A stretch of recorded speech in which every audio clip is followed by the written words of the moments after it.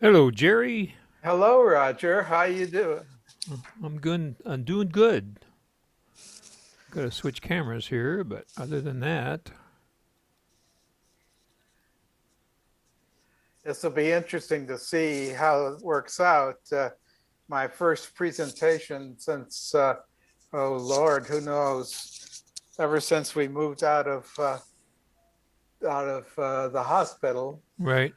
and I've had my surgery and all that sort of thing. It'll be mostly. I'm going to hope people will ask questions, but if perchance you happen to see somebody waggling their hand and wanting to get my attention, I'd appreciate a heads up. Sure, no problem. Glad to do it. So we don't have obviously we don't have a waiting room, so people can pop in. We got a couple of new people that I don't think I sent them. Somehow they got a hold of Kurt through the membership at Yeah, TMUG email address. So I guess they found us on Group.io or tmug.com somehow. And I asked both of them how they found out about us, and I don't think they replied. I'm going to search for them here. One of them was named Alice, I think. Alice. Yeah, I got lots of Alice's here. Maybe her name wasn't Alice. Let's see. The other guy was name was Steven. And he's from New York. oh wow. Steven Ramirez. There he is. In New York right now, or I just I I think so. Yeah, I didn't get any response from him. ah? So anyway, so somehow the word's getting out, which is good.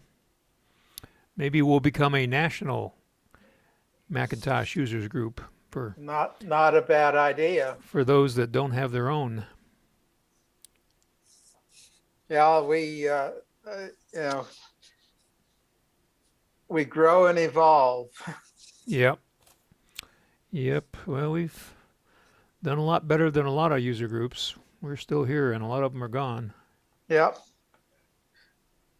I think the important thing that we did was to concentrate on knowledge rather than swag.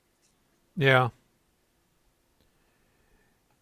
Yeah. Well, we do the raffles, so that's kind of swaggish. Right.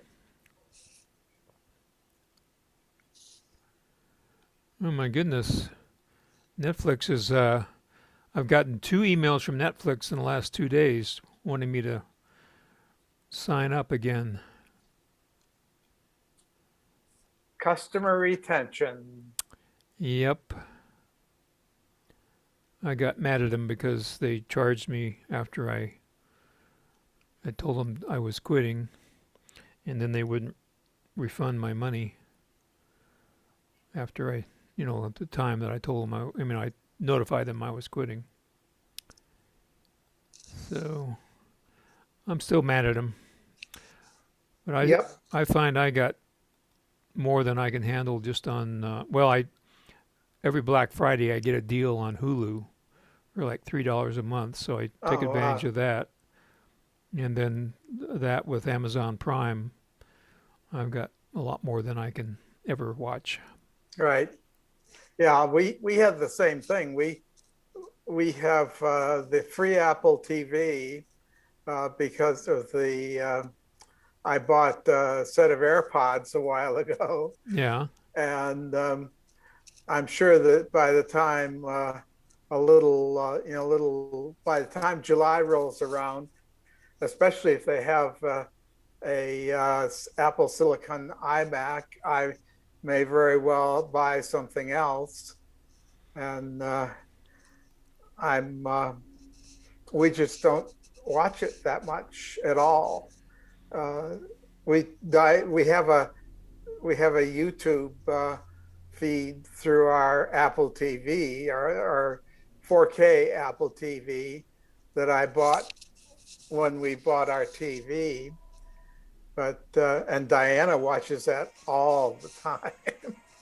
Okay, I'm gonna mute myself. I got a phone call coming in. Hang on a second. Okay.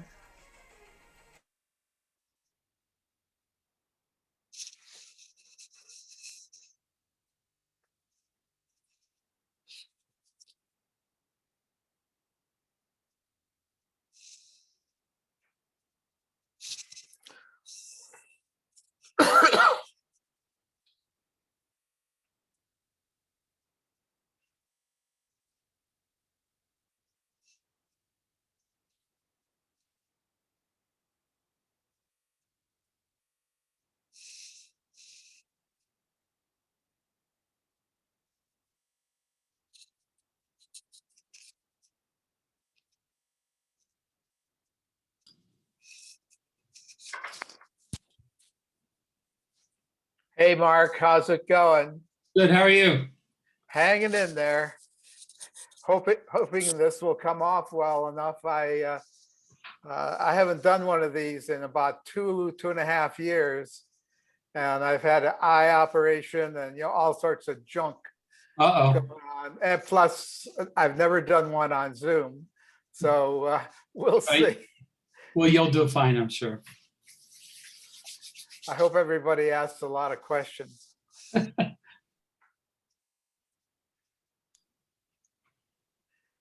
Hey, Kevin.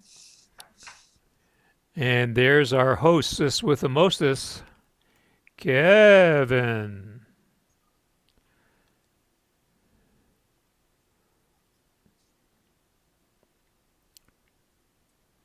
Kevin will be joining us shortly, I hope. There, he's putting his ears in, putting in his hearing aid.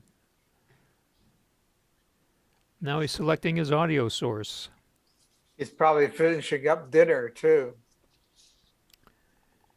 And I just finished eating.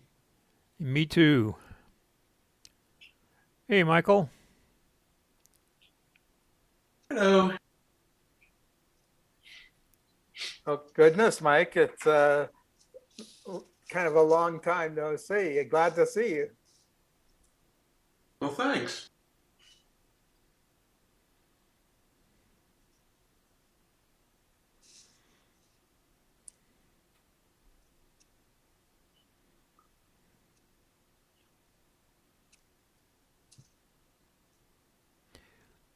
Do you hear any background noise from me?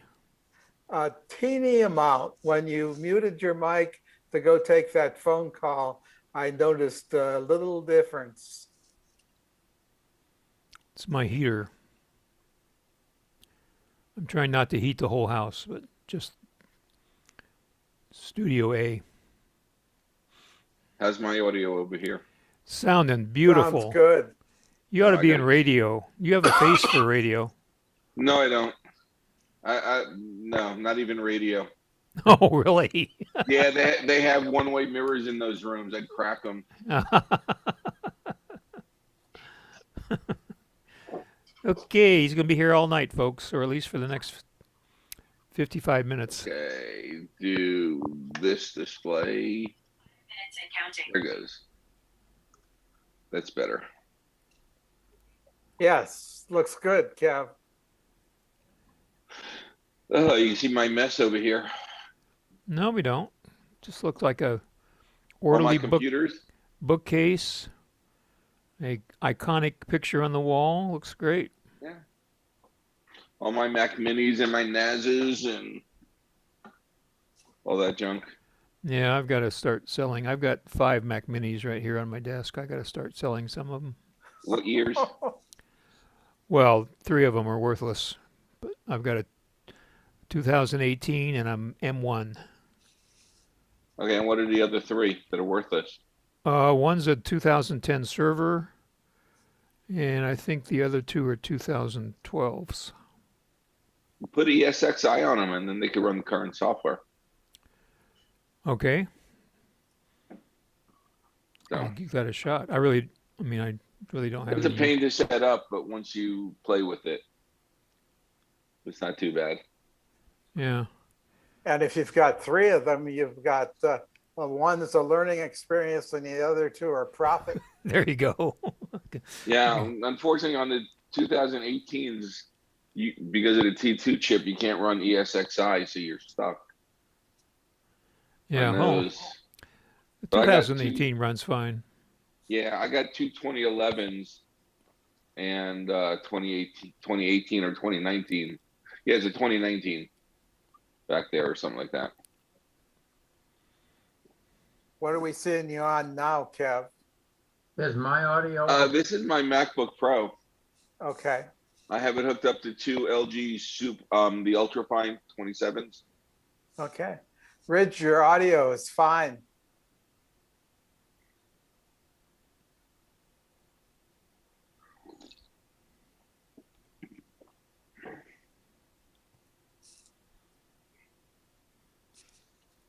We're dribbling in.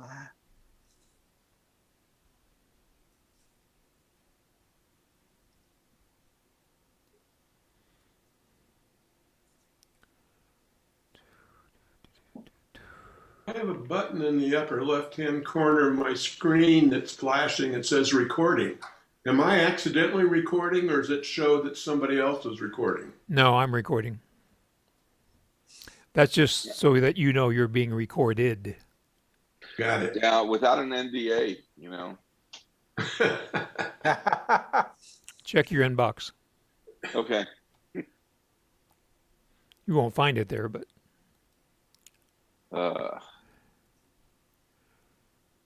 I will be glad when this month is over.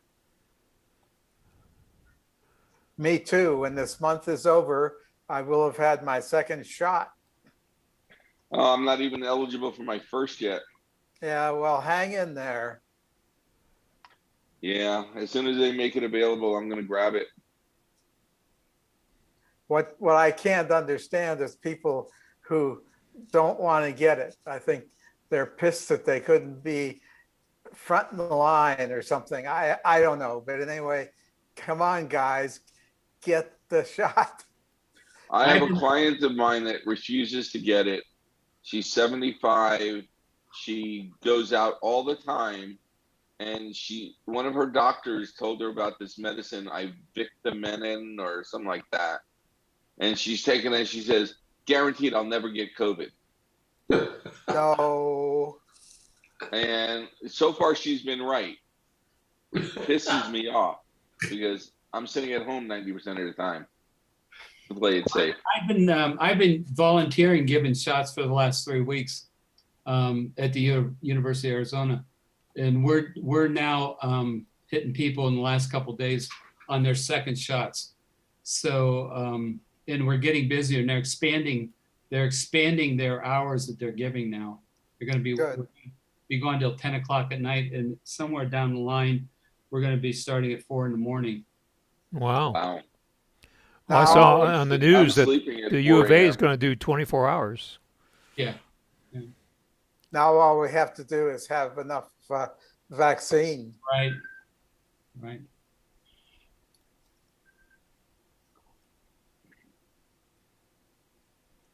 Yeah, but they're still saying, even with the vaccine, they want you to wear 2 masks now for the next year. What does that tell us about the vaccine? Absolutely nothing. Nothing that tells us about the people who refuse to handle the vaccine and its consequences properly. I honestly think that the masks do more harm than good for most people. Because when you walk around looking at people that are wearing masks, they don't wear them properly. And I have seen tons of masks that are just dirty. Yeah. Like they'll wear a paper mask for 3 weeks. And that's got to be unhealthy. Okay. Hello, Kurt. And Thomas. Top of the evening to you, Thomas.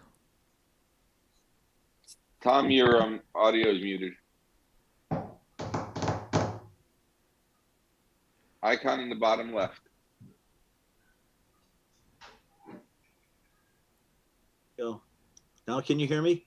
Yes. Now, I get my second shot tomorrow at TMC Good. for the vaccine. Yeah, we got both of ours now. That's a good feeling I get. Have you had any, Kurt, have you and Betsy had any unpronounced or untoward side effects? No, sore shoulder for a day and a half, and that's it. You must have gotten the Moderna shot, Kurt. Yes. Mine was Pfizer. Yeah, I've heard, like, I have neighbors on both sides of me. One got the Pfizer shot because she works at a hospital. She said she had a little ache and pain for about a day or two. The guy on the other side had the Pfizer, and he was down for 3 or 4 days. Oh, my. Had the first shot of Pfizer yesterday, and I have a little bit of a stiff neck, but otherwise everything's fine. Good. Good. That's good. It's nice to hear. hey, you guys are my only family that I've got left. Don't, don't croak on me.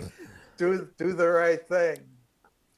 Hey, Jerry, did you get my post about the DNS servers? I did, and I cannot find a place to enter the IP addresses. We had this discussion about 2 or 3 years ago when I complained that I couldn't find the place to put in the DNS addresses, and here we are again. If you want, we could do a team viewer screen share, and I could walk you through that. I would love it. That'd be great. But I'm at the point now where you had me convinced pretty well that it's time to move on to a Wi-Fi 6 router. No. Wi-Fi 6 is not going to give you anything until the computers or start being Wi-Fi 6, and that's going to be 3 or 4 years down the road. I understand, but maybe they'll have a much more tractable console interface. I really miss having a techie type console interface. This dumbed down Linksys interface is almost worthless.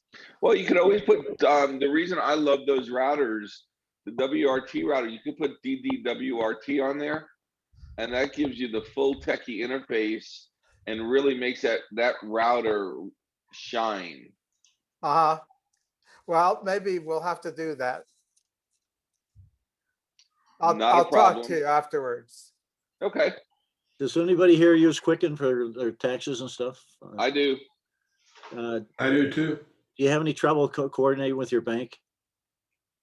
I enter everything manually, so no. Oh, I usually, in the past, I've been able to get the bank to download all the checks and everything. It saves a lot of time. Then you still have to, categorize them and stuff.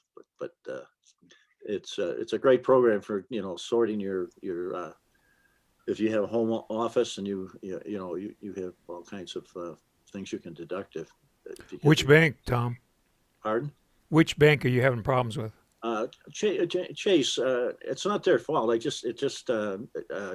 have to go to them and go through a whole rigmarole to get the latest download of my checks and stuff. Tom, are you using the subscription based Quicken or?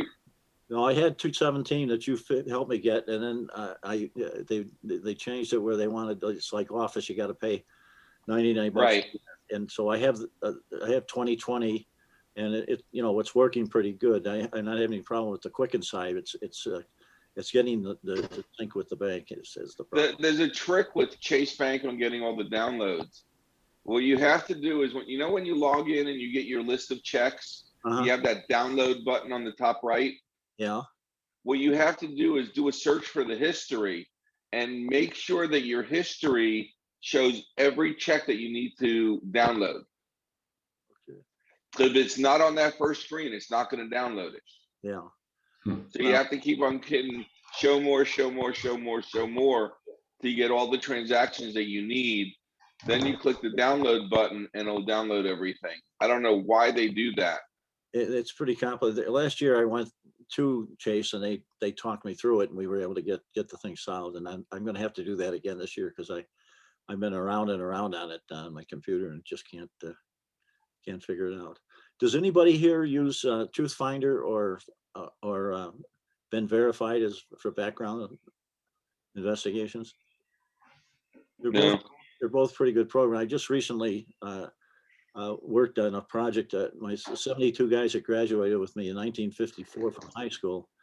I've been able to identify almost every one of them. 39 of them, of course, have passed away. I have their obituaries and stuff, but they're pretty good programs. They don't give you a whole lot of information, but they give you emails, telephone numbers, addresses, and a few other things that are help. Of course, all my people were 84 years old. So, what's the software? Truth Finder and Ben Verified. Okay. Are the two programs I use. That's interesting that you've lost so many people from your cohort, Tom. Well, 84, I'm 84. And of course, most of the guys that are still with us are 83, 84, or 85. And but the thing of knowing the fact that they're around 84 makes a big difference in identifying them and stuff. Yeah. Because you get take a name like Murphy or Smith, and we have both of those in our class, and they're very, you got thousands, out there that try to pin it down. It's Yeah. kind of a challenge. At the last month's meeting, I asked about an email problem that I was having, that the email box was full, but I couldn't access the email from the phone. And I finally called Apple Help, and after downloading and reloading the operating system onto the telephone, they discovered that the solution was really very simple. The problem was the mailbox was full, and we were not able to access the mailbox to read or listen to or delete emails. And the solution was to go to Settings, General, Reset, and then Reset Network Settings, and connect it back to the email server, and the problem was solved. Wow. So I know we talked about it last month, and I just wanted to tell you what the solution was.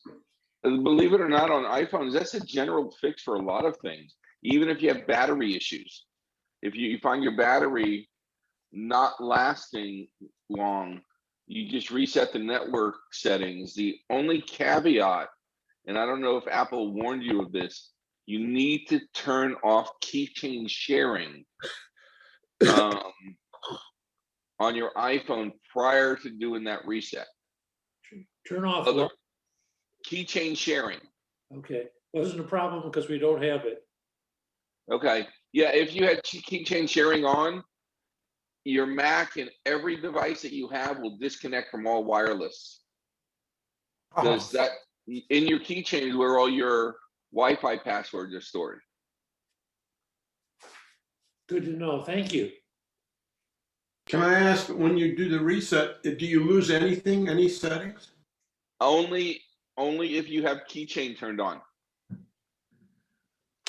I don't even know where that is to turn it on, so I guess I'm good. It's under iCloud. Well, you lose one setting, you will lose your current Wi-Fi connection. So you have to reconnect to Wi-Fi, then you turn keychain sharing back on, and then it reloads all the Wi-Fi networks back onto your phone. Got it, thanks.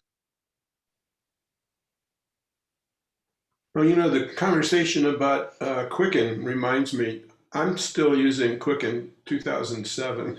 I have a client that is too. And I'm thinking eventually I need to get a 64-bit program.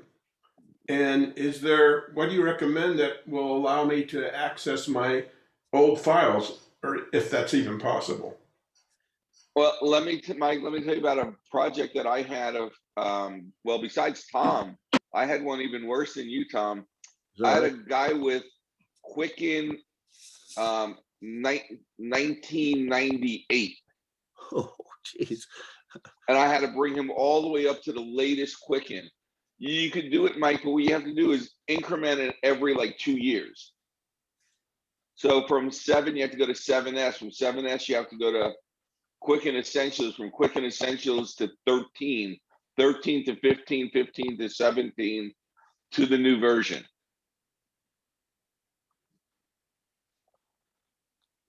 So, and I have all of those versions if you ever need help with it. Have to go through all of them? Well, you might be able to miss one or two, but every year or every time they come out with a different kind, they have a different format for their files. Jesus. I'm not So sure I know I'm willing. that they said they were going to be working where the new 2021 version It's supposed to be able to open a 2007 S file, which is for the Intel. But I don't know if that's out yet. 2007 S is Yeah. for Intel? Yeah, the S is the Intel. The 2007 normal is PowerPC only. Oh, I see. Well, this was, I guess I must have S because I don't have a PC. It's an Okay. old iMac, but it's not that old. Well, the new subscription model sometime this year is supposed to be support direct import from that. Whether they've done it yet or not, I don't know. But as of about 6 months ago, they didn't. Any other programs? And is it just best to stay with Quicken instead, or is there anything else that people are using they're happy with? A lot of people use a program called Banktivity, but I've been happy with Quicken. I've been happy with Quicken as well, and I'm a subscriber now. And the Yep. most current version is 6.1.1, and it looks like it was early February this year. Yeah, and Mike, I don't know if you're using TurboTax. I have in the past, yeah. But if you get the latest TurboTax, they're offering, at least in the version I got, 1 free year of Quicken Online or Quicken something. So. Okay. I gave up on Quicken years ago. Where'd you go to? I balance my checkbook and then with Passport Wallet and keep records and do my own taxes on TurboTax. TurboTax is, I find, to be this year particularly was really good. I'm already finished and waiting for my refund. All right. Congratulations. I have a question. And I'm running Big Sur. And it used to be when you clicked on the elevator, the scroll bar, the little elevator, I think is what they call the little scroll bar. If you click below it, it would go down one screen. But now, if I go down like an inch below it, I go from today to to November 18th of last year. In what app? Mail. I think they changed the scrolling amounts in the latest operating systems. It's there's actually a setting in your general preferences. Either jump to the next page or jump to the spot that's clicked. Oh, okay. So it's under General. System preferences. General. Okay, I'll check that out. You probably have jump to the spot that clicked. Yeah, that seems to be the default because I didn't change it. Yeah. I have a question about Time Machine. Is there a general rule? Is it what the capacity of your Time Machine drive should be in comparison to how much you have on your computer? I tell people 1.5 times the size of the drive. Okay, I keep getting, I have like 2.5 times the size, but I keep getting messages saying that it's full, and I thought it was supposed to automatically dump earlier stuff, but I just keep getting the same message over and over again. Your time machine. Is it a network time machine or? No, it's just direct to an external hard drive. Two. And it's about 3 times the capacity of my. When you check it in the Finder, is it full? Yes. Well, now remember that you have this bucket of stuff and you want to put more stuff in it so it throws away some of the older stuff. Right. Then the bucket's full again. Yes. When you want to put more in, it's got to throw away some more stuff. So But it keeps saying I can't back up. But Once in a while with Time Machine, I think for me, you just got to erase the drive and start over. that's what I did. That's about the only way, I guess. Yeah. Yeah, sometimes you could verify the Time Machine drive and that fixes it, but depending on how old it is. Yeah. I just wiped it and started again, and after only one session, it's now telling me there's not enough room to make another backup, but there's like 240 gigabytes open on this hard drive. How much space is on your main drive though? I have like 260 some gigabytes on my internal hard drive. That's what you're asking me? Yeah. Yeah. And are that's you supposed to be backed archiving? up? Are you archiving system files also? In Time Machine, there's an option to not do system files, which is what I usually recommend. Where does that offer that option? Open up the Time Machine system preferences, and on the bottom right, click on options. Yeah. Then you add the system folder or library, and once you add those, a window will pop up. Would you like to not back up system files and applications? Oh, And you have to hit the yes. plus first to add the folder in? Yeah, you have to add a folder in that's part of the system. Ah, okay. And then it'll ask you for that, and it'll take care of that. Because every time you do a software update, it basically backs up everything over again. Yeah, there's still something wrong here that I have this much space, and I would assume that normally it only needs enough space to write what's changed. And it did one full backup, and then that was it. From then on, it won't do anything. I mean, it gives me the error message. You might have to erase the drive again. And make sure you're HFS plus journaled. Yep, I am. And I wrote zeros to it just to make sure. Still, I'm doomed. You could always do you know how to verify the backup, Mike? No. Hold down your option key and click on the Time Machine icon in the menu bar. And select verify backup. No. It'll go through and it'll clean up any errors in there on that drive. Okay. I never get it to do that.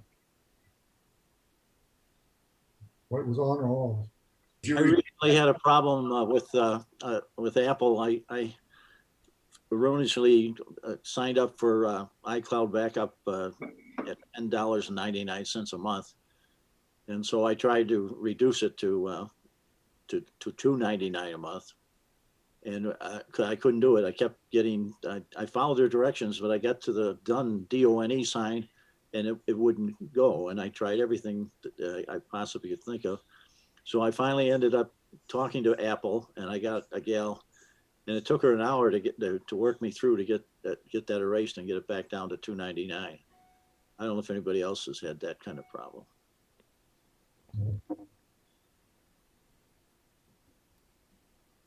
I've got a problem with the badges on mail. I'm running Catalina. I use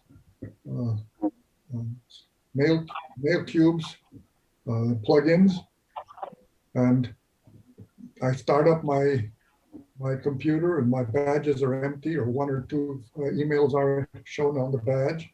And if I restart mail, I get them, but then it doesn't get all of the mails that come in later aren't added to the badges. Did you turn the plugin on in the mail program? They made a change in Catalina where you have to open up the mail preferences, and there's a button on the bottom that says manage plugins. Yeah. You click on that, and then you make sure there's a checkbox next to the plugin, and then you restart mail, and it should work after that. I've done that.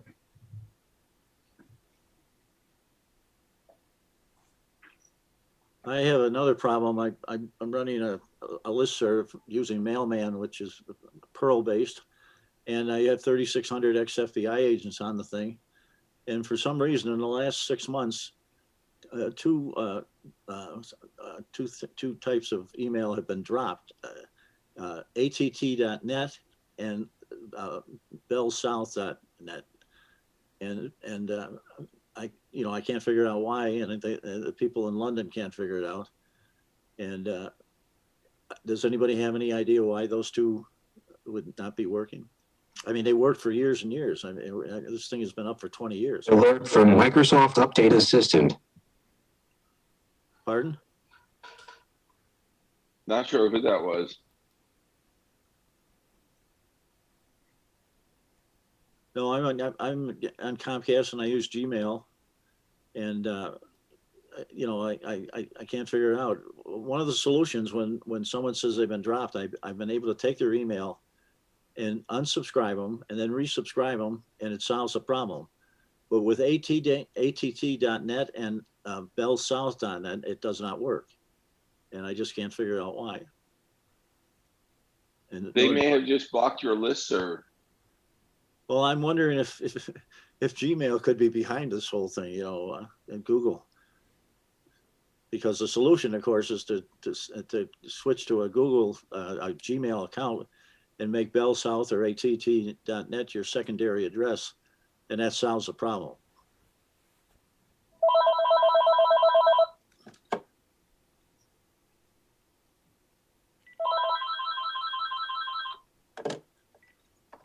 Robocall. Yeah, I have an iPad question. Go ahead. So my iPad is saying it reached capacity, and I go into iCloud and manage your storage, and it comes up I have an old iPhone that's being downloaded, and can I delete that old iPhone off of there and not lose anything that was on there from that, or? Yeah, you just remove the device from your account. And that won't take anything away or anything. No, there's is it online storage that you're trying to get save space on? I think so, because it's down into backup, and it has an old iPhone listed with my new one. Yeah, you can just remove that from your account. I believe that clears the backups from that. Okay. I've got another email question. Somehow I got on somebody's spam list, and I get over a dozen, maybe more, emails every day from teaparty.org. And I've been able to go through settings, and it automatically goes to junk. But is there any way just to get it to be deleted? You can set a rule to move it to the trash. Well, that's how I got it to send it to junk. But so I should be able to do a rule also, and it would automatically go to trash. Yeah, you can try unsubscribing from them. I know I get a lot of political stuff, and I just keep on trying to unsubscribe. Eventually, they get the idea I don't want it. Okay, all right.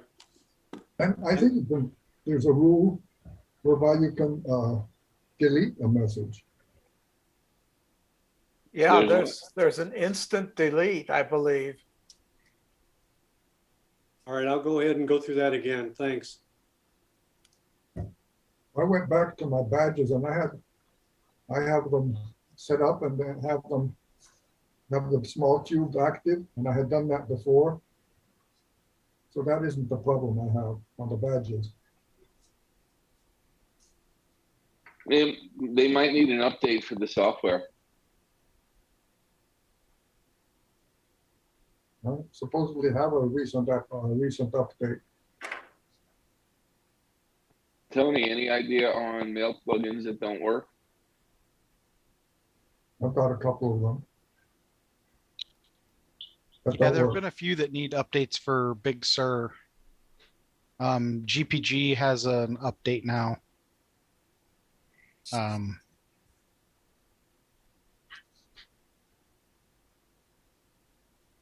think they've changed the data access rules, so they have to be signed now. Yeah, he's on Catalina though. So I don't know. I don't do many mail plugins.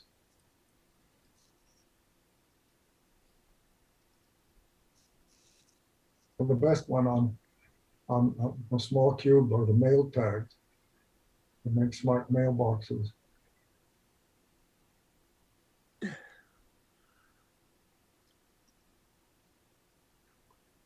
And then they have in and out. Another one that's called Mail Acton. They make nice rules for mail coming in and going out.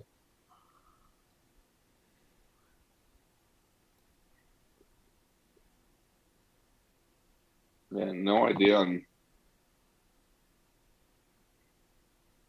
All right, well, thanks. Good luck. Well, Bob and Jerry, you were working with me on updating my computer to Catalina. I finally gave up and went back to Mojave. I don't know. I've got to do that sometime here. And everybody I know seems to stub their toe on it. Yeah, it didn't work at all for me. But that the link that Bob sent from Carbon Copy Cloner, that was quite a lot of good information in there. Yeah.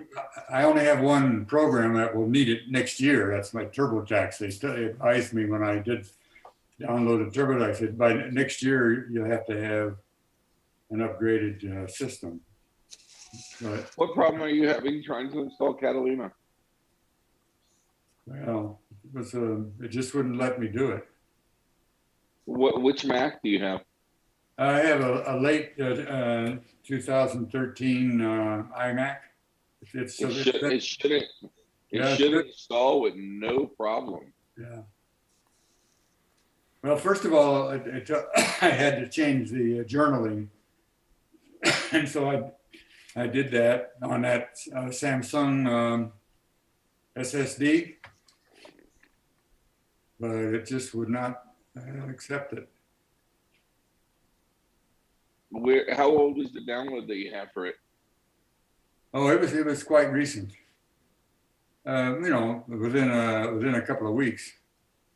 And it's of course on it was on a spinning drive, G drive, but it would not accept the download off of there. It was Carbon Copy Cloner. Well, Carbon Copy Cloner is only used after you have the operating system installed. You don't use that at all to install the operating system. No, I know. I just tried to download it off of the update off of went through system preferences and went over and updated from there, but it wouldn't accept it because I needed to change the drive. So then I went in and changed the drive and downloaded it, and then tried to download all my data from my backup, and it wouldn't do it. You have to, in order to use that data, you've got to run it through, what's the name of that program that Apple has that does the updating? Kevin, what's the name of that program? Migration Assistant? Yeah, that's it. Did you ever get to the point, Jay, where you fiddled with a thing called Migration Assistant? No, I saw that, but I didn't use it. I needed to use my computer, so then when I went to go back to Mojave, it wouldn't let me use OS Extended as the journaling. I had to go to the newer journaling in order to even to download Mojave onto it. So, okay, let me get this straight. This is a drive that has no data on it that you're trying to install Catalina on? Well, originally it had, it was I bought a new SSD, a duplicate, so that I'd have use the same drive as my new backup. So I was actually trying to do it on from my old 2-week-old backup. off of a G drive. Okay, because what happens is during this install of Catalina, it converts the drive to APFS. Yeah, it doesn't do it automatically, evidently, because it didn't. It said I needed to, so I erased the drive and reformatted it, and then tried to download it onto there, but it wouldn't go. Sounds like you got a corrupt installer. Yeah. I did that even last weekend for somebody. Went from 10.10 to 10.11, I think it was. Yosemite to Catalina with no problem. Well, since I don't have an urgency for it, I thought I'd get some good advice and then try it again later. Well, easy advice.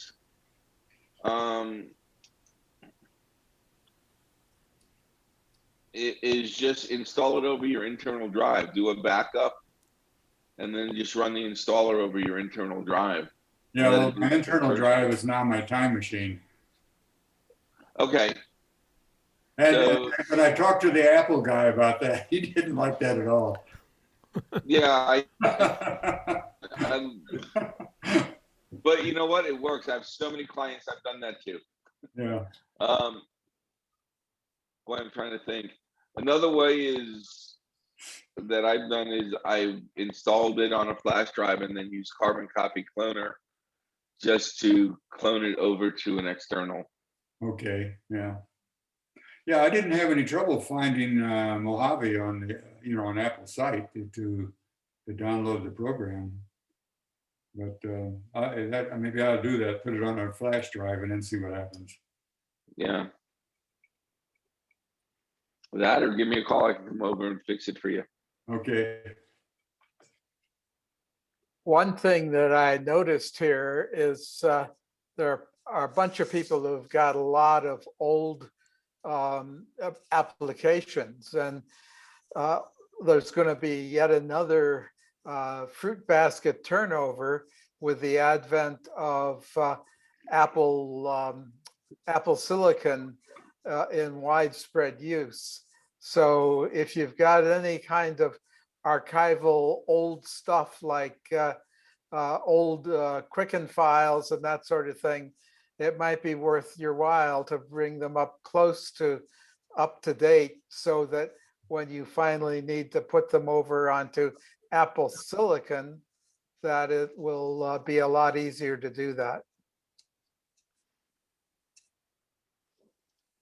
Yeah, I noticed that it got when I went to Catalina, it got rid of a lot of old apps that I really wasn't using anyway. I have about half as many apps as I had before.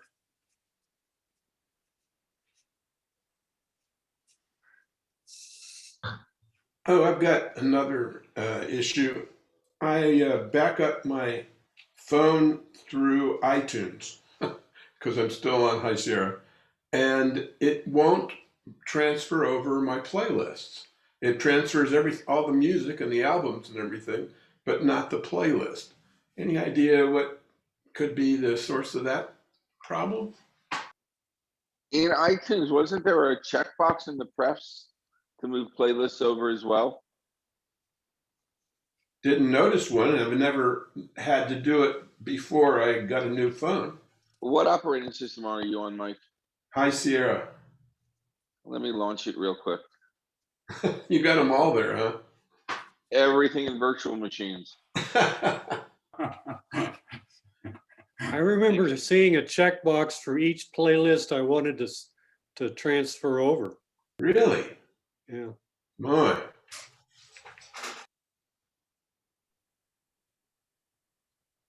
Yeah, give me a second while this boots. Yeah, I love virtualization.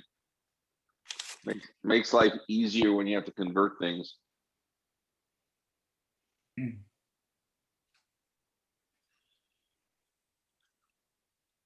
A good source of consulting business too. Yes. Yeah, especially since I have clients that still use PowerPC Max.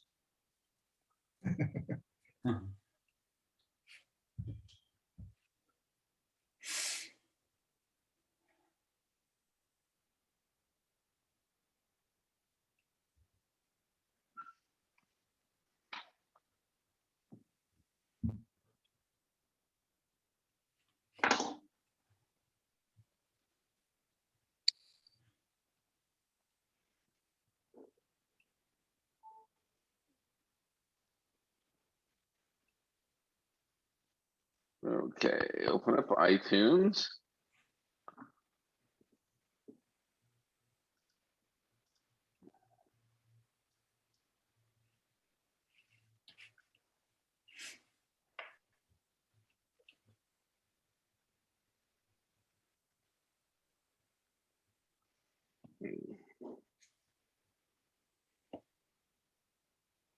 Trust. While we're waiting, here's a quote. The state's super cool power grid, which operates independently of the national grid because of Texas reasons, failed Tuesday morning, leaving 4 million people who don't own winter clothes without power. Where? Texas. Texas. Too much dependence on those windmills, you know, that's going to happen. Heaven help us if we keep pushing this green energy to the nth degree. We're going to have a lot of states in the same fix. All the windmills froze solid. Exactly. Yeah, we've got a friend that lives in Austin, and he's lost his power twice now in the last 2 days, gearing up for perhaps a cold night. Our daughter and her partner have a house that they maintain in Austin with a little casita on the side. Both of those had their pipes frozen last night. Supposed to be down to 1 degree in the morning, so I'm sure there's going to be a lot more people with problems. They say you can tell a Texan from a mile off, but when you get right up next to him, you can't tell him a damn thing. Yeah, they were bragging about or complaining about California's problems until they had exactly the same problem. Too much dependence on unreliable energy sources. Well, we all know why the wind blows from the northeast in Oklahoma. Because Texas sucks.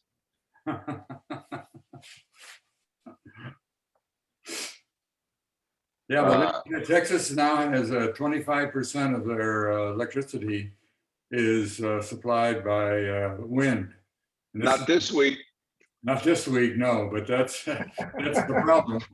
That's the problem, and that's the state that produces the most natural gas of any any state. So you can't get enough battery supply to store electricity, you know, to handle that big of an issue. Yeah, the only place I've ever seen windmills is in California. And when you look at them, half the windmills don't work. They have parts sitting on the ground. I don't know if anybody's been out to Palm Springs, the Palm Spring area. Yeah, right. 1 out of every 3 works. Jerry, Mike, I had to download some software to get iTunes to work with the new iPhone. So.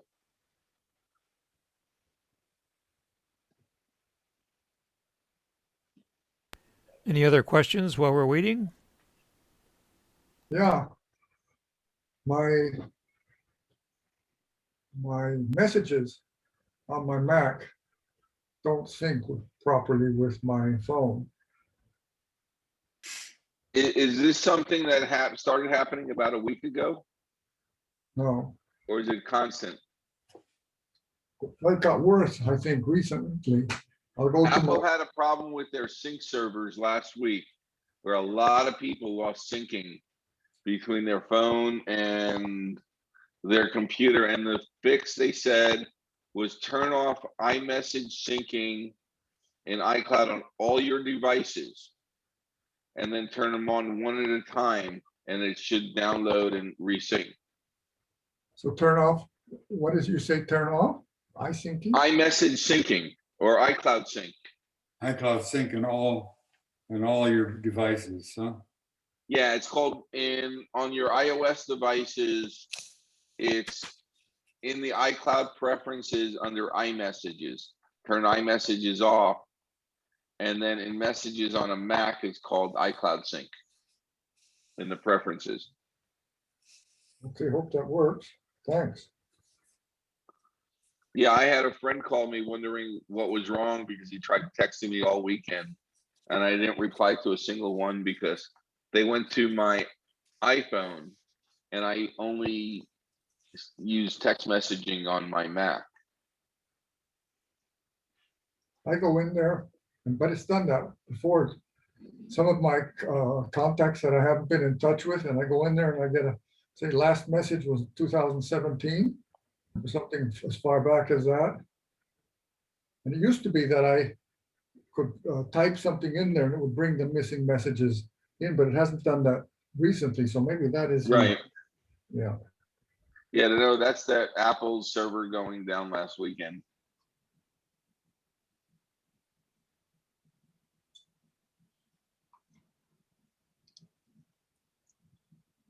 Going back to the playlist question, when I plug my phone into the computer, it comes up on general, but then there across kind of the top, you can select music, movies, or whatever. And then if you select music, you get another menu and go across and you'll see playlists. And you can click on that and then you can select what playlist you want to sync.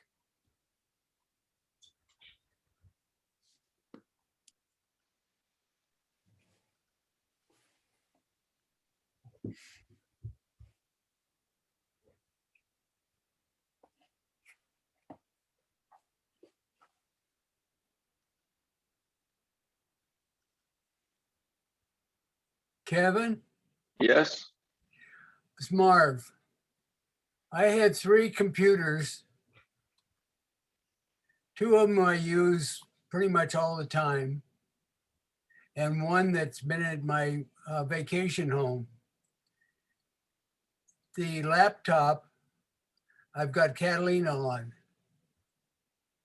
And the other 2 computers, I want to bring them up to the same configuration, Catalina. Okay.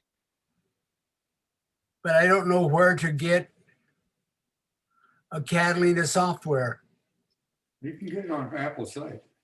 I can send you the link to that. If you would, please. I could do that.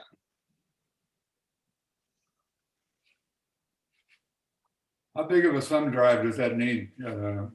I use a 32 to play safe. Okay.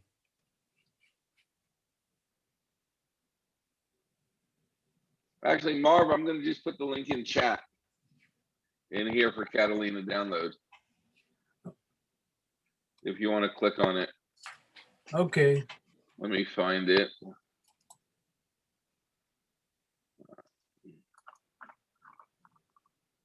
Yeah.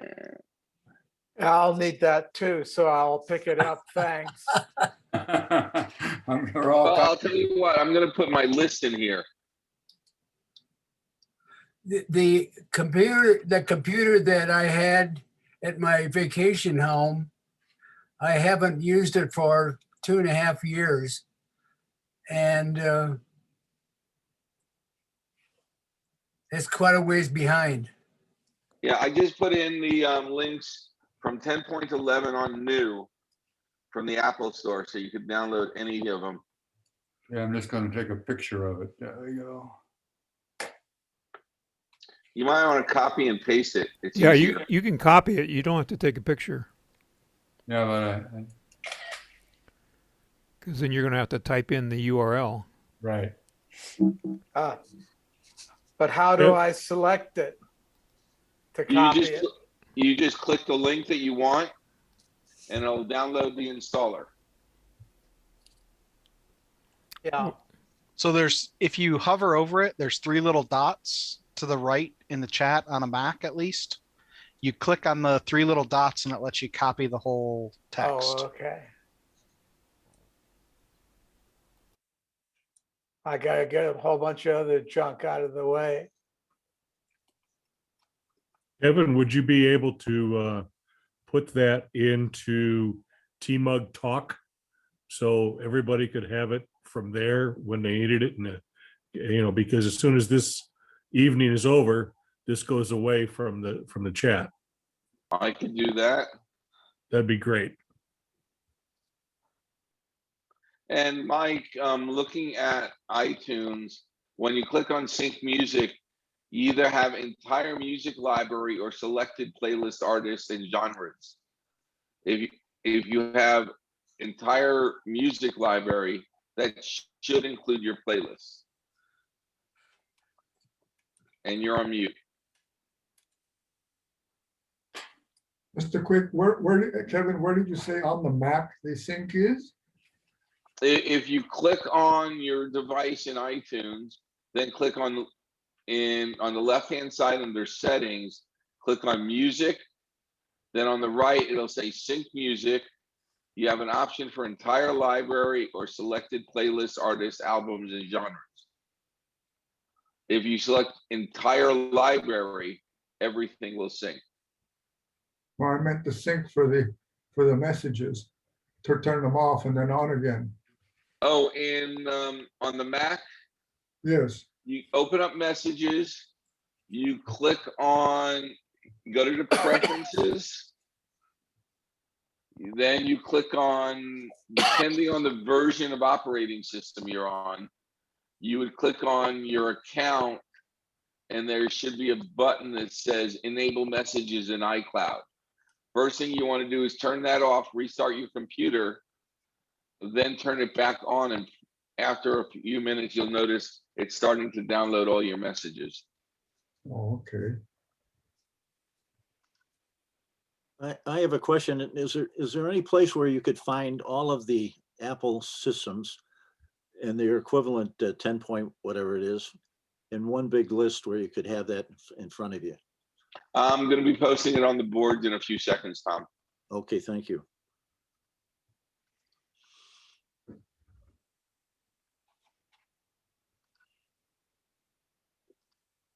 All right, I'm recording this. I don't know. How do I shut that off? I don't want You don't. that. We are recording. That's just a notification that's being recorded. All right, just to let us know that we're being recorded. Okay. Right. And we will be posting this on our YouTube channel, so you can refer back to it. Okay. Thanks, Roger.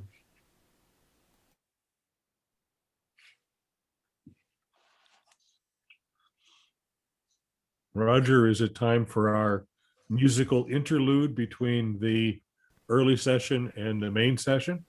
Well, I thought about that, Bob. And I thought we could just network for 10 minutes. And here I thought you were going to serenade us with Mexican love songs. Yes, well, you thought wrong.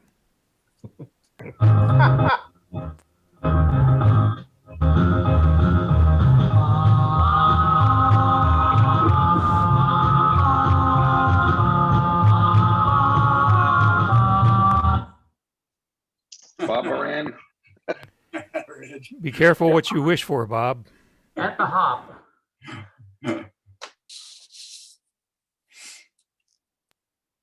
So as Bob pointed out, we are in the intermission between the Ask Me Anything meeting and the February general meeting. So feel free to talk amongst yourselves, take your break if you need to, and we will be back with our regular February meeting at the top of the hour, as they say in the radio trade, or at 1900 Mountain Standard Time. Hey, Kevin, I have a question. Yes. Mark Yarnish. My EERO, I moved from my closet to my bedroom and lost my Netflix on my TV. So I haven't moved it in the office yet. So do I need another pod, or you think moving in the office might help? Or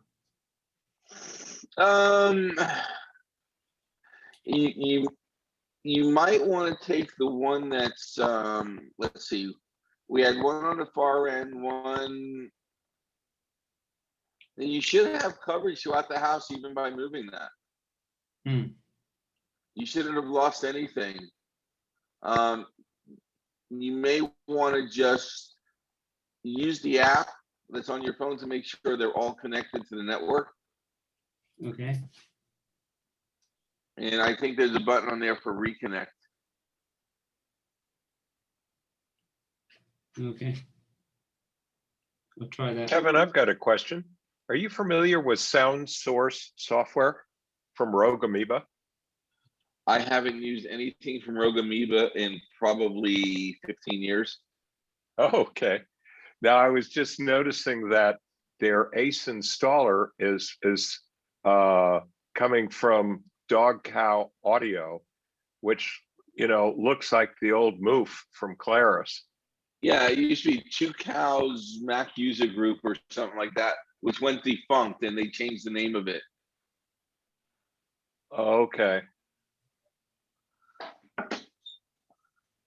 So yeah, Yeah, I had some interesting times installing that on my M1 Mini today because there are additional levels of security that I'm only beginning to figure out what the heck is going on.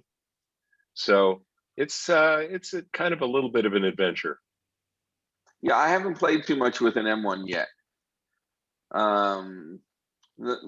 Looking forward to it and not looking forward to it. Yeah, you got to carve out the time. Yeah, my big surprise was Photoshop wasn't running properly, but it is now with the new beta 11.3. Yeah, I run too much virtualization software to rely on an M1 chip. So I'm one of these people that's praying their next MacBook Pro is an Intel, and rather than an M1, and I'm going to upgrade that, and then wait a while for an M1. Yeah, I was going to wait for the new iMac, but then I remembered when the Salad Bowl iMacs came out with the silver neck, there were all sorts of problems in the first year. And I thought, well, I don't want to wait 18 months for the second one. So I just went ahead and got a Mini and an LG monitor. And it's minis are cheap enough. Yeah, probably some savings there. And but it's sort of an interesting adventure, I guess.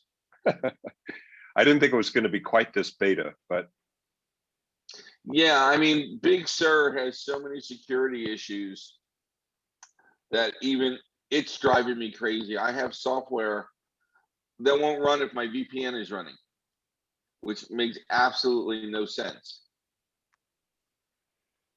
It seems like there are new layers on startup, there are new layers of security, and that's what I was finding out today. And as usual, I don't think Apple has gotten it all kind of totally ironed out yet.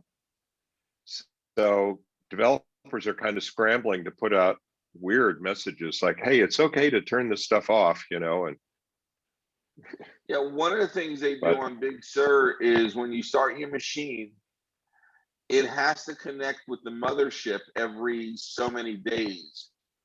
Otherwise, you won't be able to boot. The problem is not if, say, somebody has a machine and they don't have internet service for a month or two, they're going to start up their computer and it's not going to connect to the mothership, won't be able to verify the operating system, and the machine won't boot. Didn't Microsoft get totally screwed trying to do that with Windows? Yes, but that was years ago. Okay. But they did it for different reasons. Apple's doing it for security reasons. Yeah, well, it's definitely a lot more security. I just don't know if the rest of the world, including the developers, are ready for it. They're not. And a lot of software doesn't run properly until you turn off half of Apple's security, and you can't turn off the other half. What does the mothership mean? Calling Apple. So sending packets to Apple. Wow,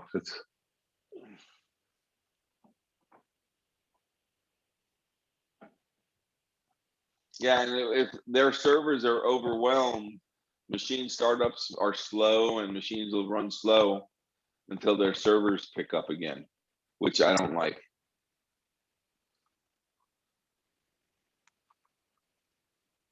So just reviewing the sync server issue with iMessages, because I'm noticing that there's a whole chunk of my messages that didn't come through on messages on the M1.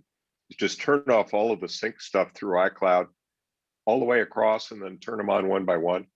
Yeah, but you have to know where to turn them off. On the M1, you go into the messages, you go into the preferences. Hold on, let me do that. You click on, not on general, but on iMessage, and there'll be a message that says enable messages in iCloud. You turn that off.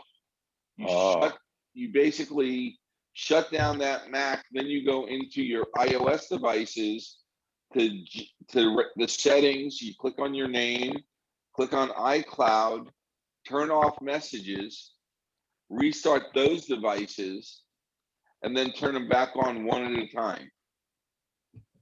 And things will start downloading onto those devices. And it's not 100% guarantee that you're going to get everything back. But so far, it's worked for the 2 clients I've had issues with. Thanks. Yeah, I'll try it.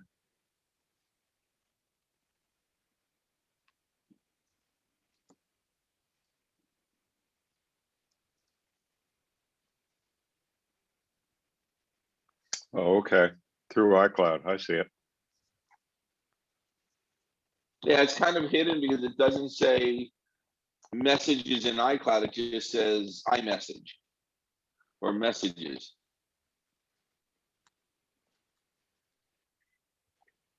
Yeah, it'd be interesting if they ever got it straight. And of course, the icons are different now, going to Big Sur.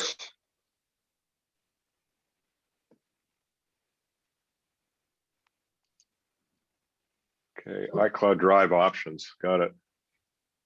So in iOS 14, you turn all the sync off, the iCloud sync.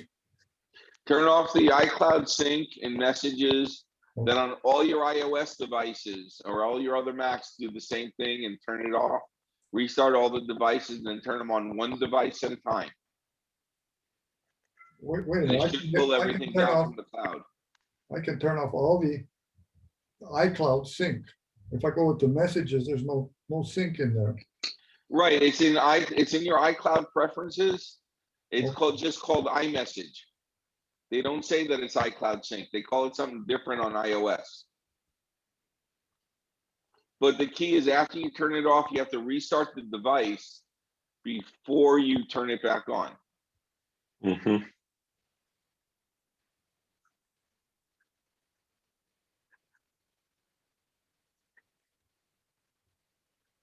Okay, I think we're gonna have to call it there. It's 7 o'clock. Time to start the main meeting. And I'd like to welcome everybody to the 2021 February Valentine's Day edition of the Tucson Macintosh User Group. Welcome to the sustaining members and new members and first-time guests.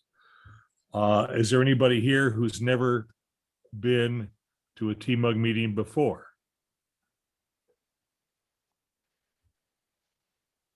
So far, I don't see any names that I don't recognize.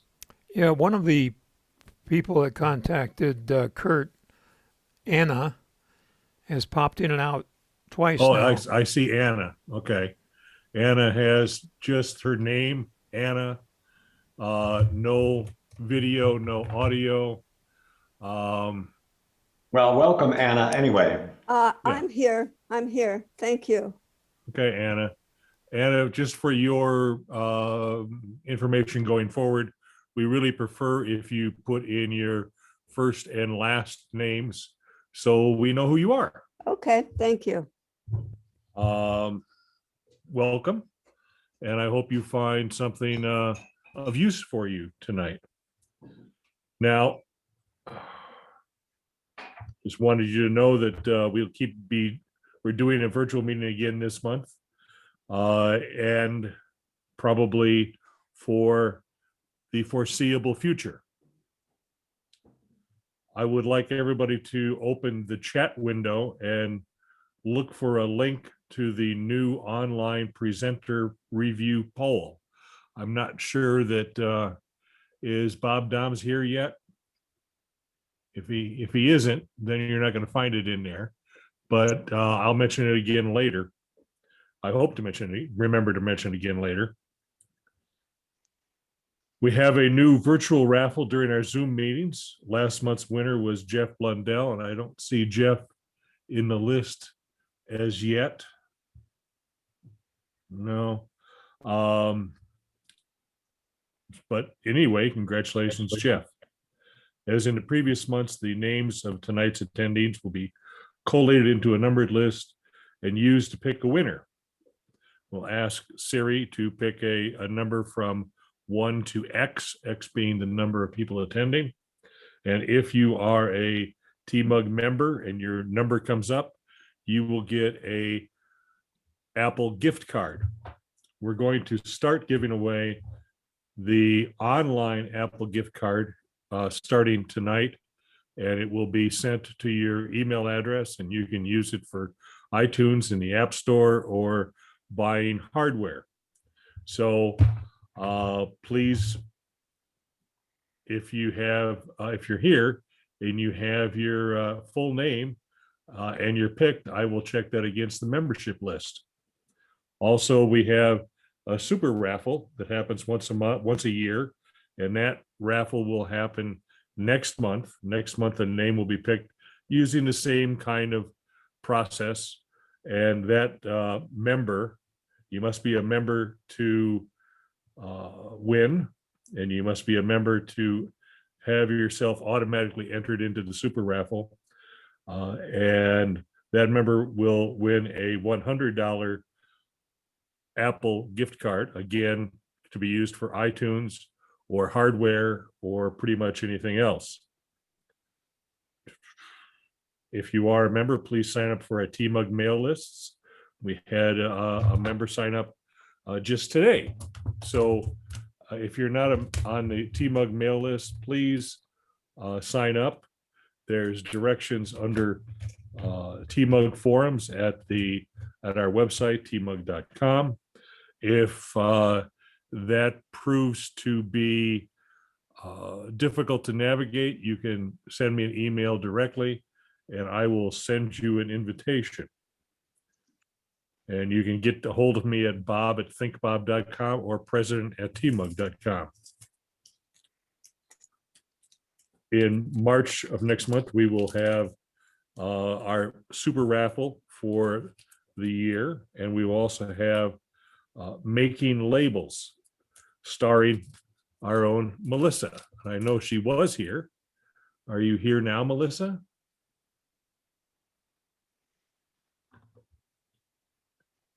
She's muted. She must have run away. No, I'm here. I'm You're just here, setting up my okay. rig. All right, all right. And we're gonna need you a little later in tonight's show as well. And we're gonna have some more question and answer hosted by Roger. When using our Groups IO mail list, please use the email address that you signed up with. If you don't know what that is, send me an email and I'll give you the address of record. And we would also like that to be the address of record on our TMUG membership database. So it's easier to keep track of who you is. Are there any other announcements? Is something I forgot? Okay, then we're going to move forward. Are there any for sales or wanted to buys? All right, well then I think it's going to be time for Ridge to take over and give us the monthly news and security update. Ridge, are you ready? Yeah. Okay, take it away.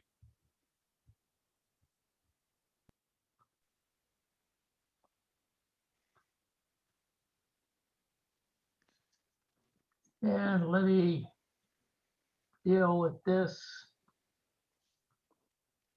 and get everything set. Okay, for the technical update for this month, we start, of course, with software updates. And of course, Adobe had a whole bunch of updates with an Affinity Photo Designer and Publisher are now out in version 1.9, and they're still only $50 a piece. What a good sale price for the applications that have gotten a lot of good reviews online as replacements for Adobe's main applications. And Carbon Copy Cloner also got updated. And if you were using ChronoSync to back up, it's now been updated for El Capitan, and it now works with Big Sur. And AtraCheck to check out how your computer is doing, that utility. It's now okay for M1 Max and works with Mavericks Plus. And Firefox for iOS and the Mac got updated, and Chrome also got updated. Chromium, which is based on Chrome, it got updated, and LibreOffice, which is a very good replacement for Microsoft Office. It got an update that'll work with Sierra Plus, and it has older versions that'll work the older versions of your system software. And Thunderbird got updated, and Pixelmator Pro got 2 updates. And Spam Sieve, that got an important update, and then it's okay now with Mavericks, and it works now with M1 Max. And Tech Tool Pro got an update for El Capitan and more, and Big Sur, and it works. And VLC Media Player is now in a version that works with Lion and all the way up. And Zoom today is 5.5.2. Apple released iOS 14.4 and iPad OS 14.4 and tvOS 14.4 and an update for Safari. And the Watch operating system got 2 updates, and HomePods, they got an update as well. And if you're a programmer, Xcode got an update. And Big Sur got 2 updates.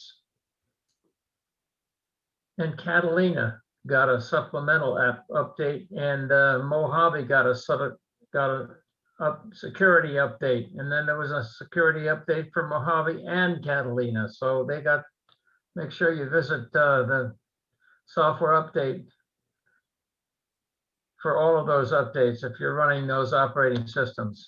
And coming in beta is the 0.3 update to Big Sur in iOS and iPad and Watch OS, tvOS, and Xcode. Their next updates are now in the beta. Their financial report, they just told us all about. They made $111.4 billion of revenue, which was 21% higher than the last year. And their net profit was up 7.9 billion. Their services revenue was up 41%, and their Macintosh sales revenue was up 18%, and they declared a 0.205 dividend. And during the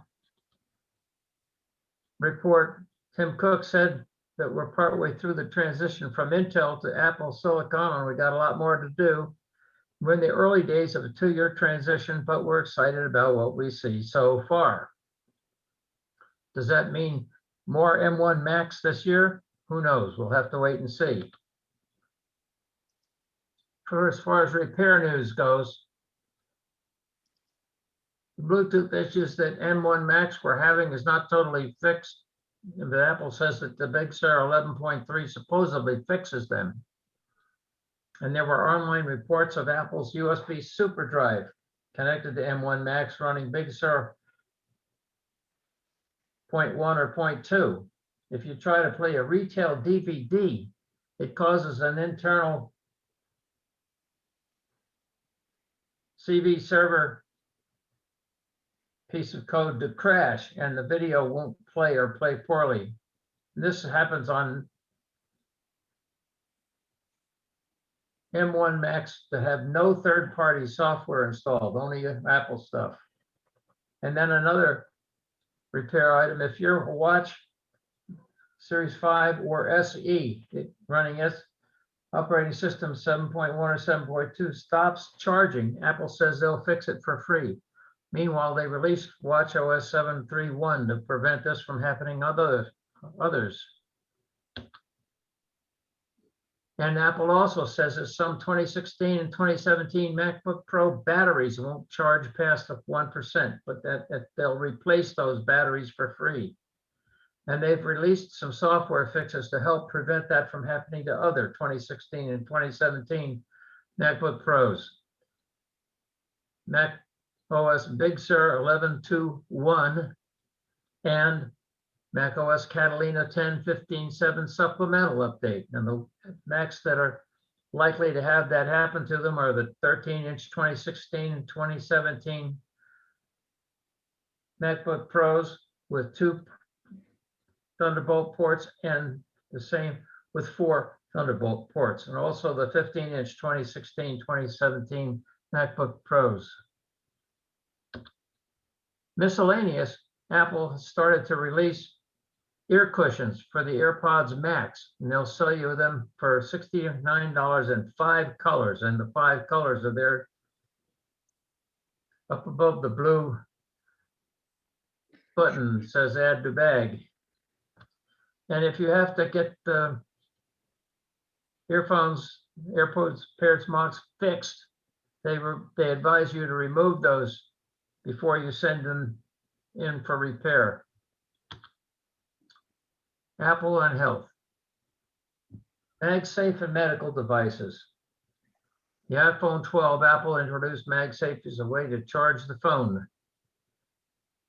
It uses a set of magnets around a charging coil to connect the iPhone to the power adapter. It can also be used to attach accessories such as wallets or car mounts. But Apple posted a support document noting that magnetic interference is possible with medical devices and that users should consult with their doctor. Apple has updated that document with more specific advice, and they say to avoid any potential interactions with these devices, keep your iPhone and MagSafe accessories a safe distance away from your device. More than 6 inches apart or more than 12 inches if wirelessly charging, but consult with your physician and the device manufacturing for specific guidelines. And now there's cardiologists at Henry Ford Health System in Detroit say they've discovered that the iPhone 12 has the ability to deactivate implantable cardiac devices when held too close to a person's chest. They say Apple's iPhone 12 series features a strong magnet to help maximize charging, which can cause issues with cardiac devices, according to a press release from Henry Ford. The iPhone 12 has the ability to deactivate implantable cardiac devices when held too close to a person's chest. The phone features a strong magnet to help maximize charging, which can cause issues with cardiac devices. They say that the phone's magnet can turn off heart defibrillators and can cause a pacemaker to deliver electrical impulses that could drive heartbeats out of sync. More on Apple and health. A man in Worcester, Massachusetts went to bed with his AirPods on, listening to his music, and went to sleep. When he woke up, he found that one of the AirPods was missing. Later, when he had trouble trying to drink a glass of water, his wife suggested he swallowed the iPad in his sleep, and a trip to the ER and an X-ray revealed his missing AirPod in his esophagus.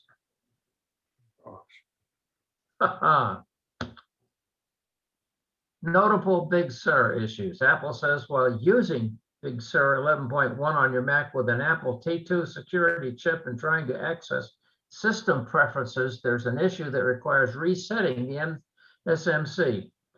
And after you reset it, system preferences should accept your password after you reset the SMC. There are still Bluetooth issues with Big Sur and M1 Macs, but they're expected to be fixed in the 11.1 release. And then there's a report, online reports of screensaver taking for making operable all M1 Macs and 16-inch MacBook Pros running Big Sur. You have to close the screen to regain Active Mac. And then there's an online report that a Big Sur update recommended by Apple support to a 2019 iMac running High Sierra totally trashed the machine and had to revert to a backup in order to get the iMac productive again. On January 11th, an Apple support article covers if you can't install macOS Big Sur on certain 13-inch MacBook Pro computers from 2013 and 2014, and that basically requires you to reset the SMC. And Dave Nanian of Shirt Pocket Software says that Super Duper 331 cannot copy a volume with Big Sur on it. They're currently blocked on some issues he doesn't have direct control over, and as such, he doesn't have a new version that fully supports Big Sur, nor a time frame when that will be released. He says further, M1 Macs can't be copied in a way that makes them bootable. Bare metal recovery on an M1 Mac is not possible, since they depend on the contents of their internal drive, even when booting externally. And the tools required to make bootable copies of Intel Macs are limited and often fail and produce inscrutable and undocumented diagnostics when they do. And he continues, he says, everything's a trade-off. And with the M1 Macs, Apple has given us an amazing new platform while taking away some of the things that made macOS such a joy to work with. And one of those things is bootable backup. Super Duper 325 may be used to back up the Big Sur data volume. And Other World Computing says that Big Sur 11.2 is not compatible with Soft RAID on M1 Macs, since the Soft RAID driver does not get loaded. And there's many online reports of display problems with external displays and macOS Big Sur, all of the versions that have been released, and that the beta of 11.3 does not fix them.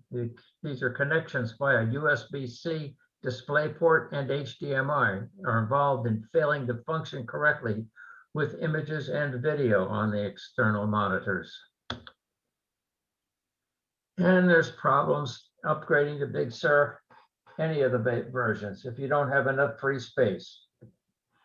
And Apple says if you're upgrading from macOS Sierra or later, Big Sur requires 35.5 gigabytes of available storage to upgrade. And if you're upgrading from an earlier release than Sierra, Big Sur requires up to 44.5 gigabytes of available storage. And it turns out that Apple Silicon Macs are immune to this issue because the minimum OS one Macs can run is macOS Big Sur. This issue is not new, and sadly, users have been dealing with this for months. Some have lost all data due to this problem, and at the time, the only way to fix this was a full erase and reinstall of macOS. How about rumors? Is Apple's next watch going to be a Series 7 with glucose monitoring? And will Apple completely redesign the iMac this year? How about the next MacBook Air being thinner and have MagSafe on it? And how about the next MacBook Pro? Ditch the touch bar and bring back an SD memory card slot and have more ports.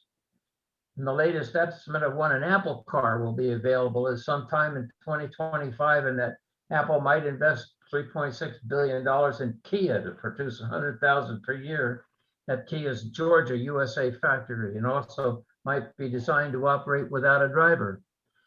How about is Apple set to release the long-awaited AirTags tracking devices and a refreshed iPad Pro next month? Now turning to his nostalgia, there's an original fully operational Apple One up for sale on eBay with an asking price of $1.5 million. And it's in unmodified, almost perfect condition. It comes with an original Byte Shop KOA wood case, original power supply, a Dynetics version D keyboard, and period correct Sony TV monitor with video modulator. There were only 200 Apple Ones handmade by Steve Wozniak in 1976 and sold for $666 with no power supply, display, keyboard, or housing. And a word from our sponsors, our cloth logos and pins. Next time we have an in-person meeting, They'll be available, and if you're a member at our next in-person meeting, you'll get a free pin. Okay, thank you for your attention to this part of my presentation. And now we'll turn to those items of security interest for this month.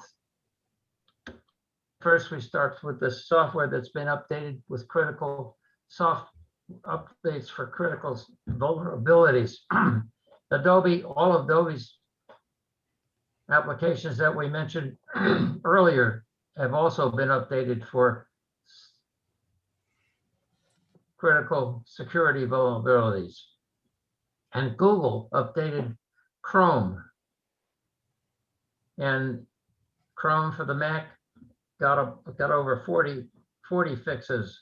Mozilla updated also Firefox for both the iOS and the Mac, and their Thunderbird email program. And Apple updated iOS, iPadOS, tvOS, watchOS, Xcode, and Big Sur got 2 updates, and Safari. And all of these include security patches in them. Mojave and Catalina got a security update #1 for this year. And Mojave got a security 8 #2 for this year. And Catalina got a supplemental update. And there was other software that had security fixes. SpamSieve was updated to work with Mavericks and higher, and it's now okay with M1 Max.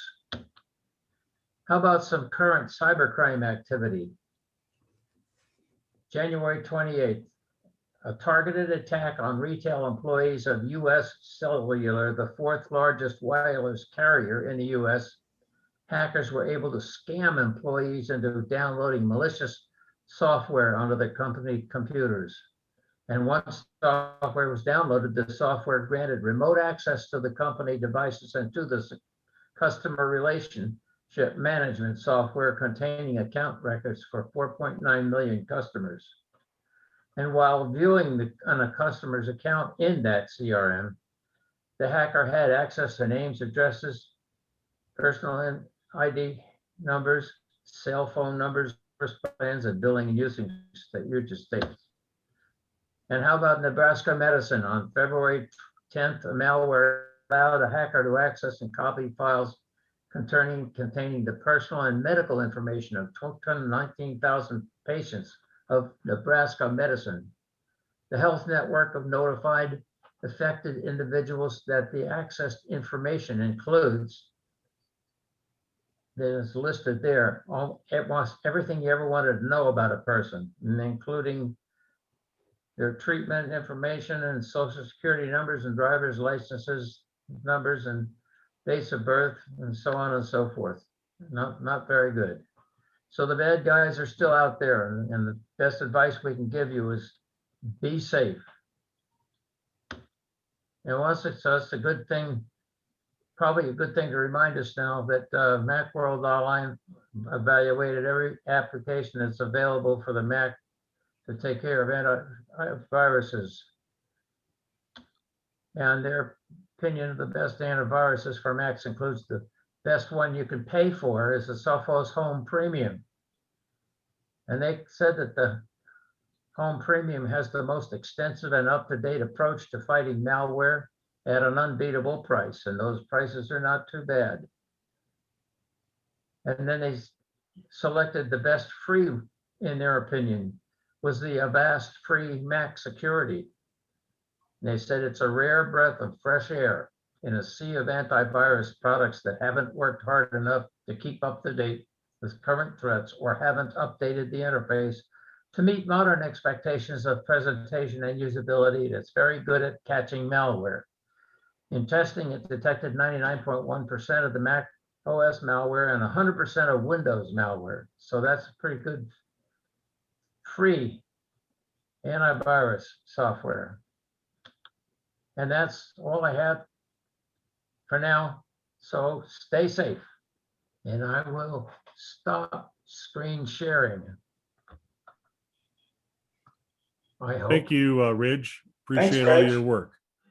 Now we're going to move ahead with widgets in iOS presented by Melissa Davis. Melissa, are you ready to take it over? I hope so. I practiced this last night. There's actually a new feature in Zoom that I'm really hoping will work out for us today. Can everybody hear me okay? Yep. Okay. Yeah. So I thought what I would do is, since this is a demonstration, I thought it would be better if I showed you what the fingers need to do on the screen so you can see what needs to take place here. And the new feature that I was talking about is there's also the ability to share the screens of these, because I actually have these devices plugged into my computer. And when I tried it last night, I was able to actually show the screens. So there might come a time where the contrast might not be so good, and that's when I'll try to switch over. Okay. So do I have the ability to be able to share the screen? Yes. Okay.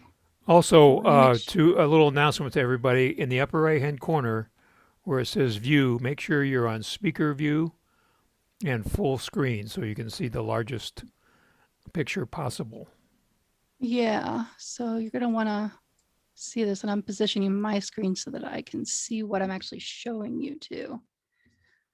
So I'm gonna start out with the iPad, and then I'm gonna move to the iPhone. I also have some reference links for you. I'm gonna post those into the chat right now. There are 3, so at your leisure, go ahead and take a look at those later on to have a refresher. So, widgets. I'm going to briefly go over what are widgets. Do they cost anything to use? Why would I use them? How do they work? And how do I customize them? And as you can see, I used a widget to write out that Post-it note. That is one example of a widget. Isn't that cool? I even have a handy dandy widget here so that I wouldn't forget. Okay, let me try sharing the screen and see if this is going to work the way I practiced it. Okay, so I'm going to try to share this screen. So you should be able to see now. Oh, great. Okay, so now you can see the iPad screen. So this is my son's iPad. And I'm going to start out by talking about the iPad first. And the reason why that is because the iPad doesn't really have a whole lot of capabilities just yet when it comes to widgets. Widgets were this really exciting thing when they were announced, I think at the beginning of iOS 14, and everybody went nutso for them. But the iPad just doesn't seem to have that much love. Now, you may remember, if anybody's ever explored this part of your iPad, if you do have an iPad or an iPhone, this part here, this part that slides over from the left, this is called the Today view. And it looks like that on the iPhone and the iPad. And it used to be that down here at the bottom, so this is where I'm going to need to switch back to my desktop, I believe. Let's see if this works. Now you can see my hands, right? Okay. So it used to be that you would swipe over from the left here, and then you would scroll all the way to the bottom and tap edit. And then all you were given was this little customized area down here. It's very dark, but it says customize. Okay, so you would tap customize, and then this is all that you would be presented with. Okay, so you would have to tap each of these little plus signs to get. Melissa, I'm not seeing that except in a very small window. My big window has a view of the night sky. Oh, okay. Good to know. Thank you. So I must be sharing the wrong screen. Let me try a different. Let me try desktop 2. Let's try that. Now, what do you see? Now I don't see my window. It's a great mommy.com. Now you see my other desktop. Okay. So I want to get back to my camera view. So I guess that's not going to work. Darn it. Okay, desktop 1, share. Now where is my window? So do you see my, you don't see my hands, you just see my desktop? Oh, We nice see- sky again. We see your hands, but it's in a very small screen on the right. Oh, is that the one that he was talking about enlarging? So Correct. how do I switch that? How do We I see a switch view that? of a star cluster on the desktop. Yeah. The small screen that we see you in is the speaker view screen in the bottom Mhm. corner. And our large screen just shows your starry desktop with no icons at all. So it Now gives we- me a choice between desktop and desktop 2. But if I share desktop 2, then you just see my other desktop, correct? Right, the MacMommy.com. Check your Yeah. cameras, Melissa. See if you can bring So up the once- iPad as a camera. Yeah, that's what I was doing earlier and it took it away from me. Okay, let's see. I'm looking to see if there's another place to. Oh, okay. Well, that's just got the right camera. Let me just connect it to the iPad again. I was hoping you could see my hands as I was doing this. We did for a Okay, while. now, yeah. And I practiced this, I swear. Okay, what do you see now? It's not, I don't see my. Still the galaxy. Thanks, With the Zoom. number 1 in the upper left-hand corner. Zoom, you're just so awesome. Yeah, I don't see my speaker view anymore. Okay. So I can see my hands, but you can't see that. We can see your hand in our little window speaker view. But in the speaker view, then the little window. So now I'm not sure how to get it into the bigger view. Yeah, And at if least I you're go not new hacked. share. On my iPhone, I just took my fingers and spread the tiny window and they switched. That's on my So you were iPhone. able to get one bigger? Yes, then Yeah, they so switched and on the left of the speaker view, there's 2 vertical lines on a Mac. So if you grab those 2 vertical lines and draw them off to the left, then it makes the speaker view the biggest view. So then you would be able to see what I'm demonstrating in the larger Yeah. screen, right? Right. And on iPad, you just tap the speaker view and it switches to your big view. There you Oh, go. cool. This is what you Cool. want. Okay. Got Okay. it. All right. So Everybody are else you able to mute. see, can you see my hands and the screen? Yes. Yes. Oh, good. Okay. That's what I wanted. Thank you. All right. Here we go. So everybody Okay, please so- mute your microphones so that you don't interrupt the presentation. Thank you. Okay, so back to what I was talking about, where the widgets used to exist when they first became a thing was by swiping to the left here and then going all the way to the bottom and tapping this edit button down here. And then you could add by customizing. So widgets come in kind of 2 different ways. They're either an app that you already have installed. And you, as you can see, there's not much of a selection here. Like I said, this is my son's school iPad. So there's a couple of things that we could choose from. So for example, I could choose from the Brain Pop featured movie. And if I added a couple of them, I can even move them around and put them in a different order. Okay. But that's about all that we used to get. And then you can see they show up at the bottom there. And there's not a whole lot to them. They basically give you like a little preview and then you could tap on them and it would take you into the app.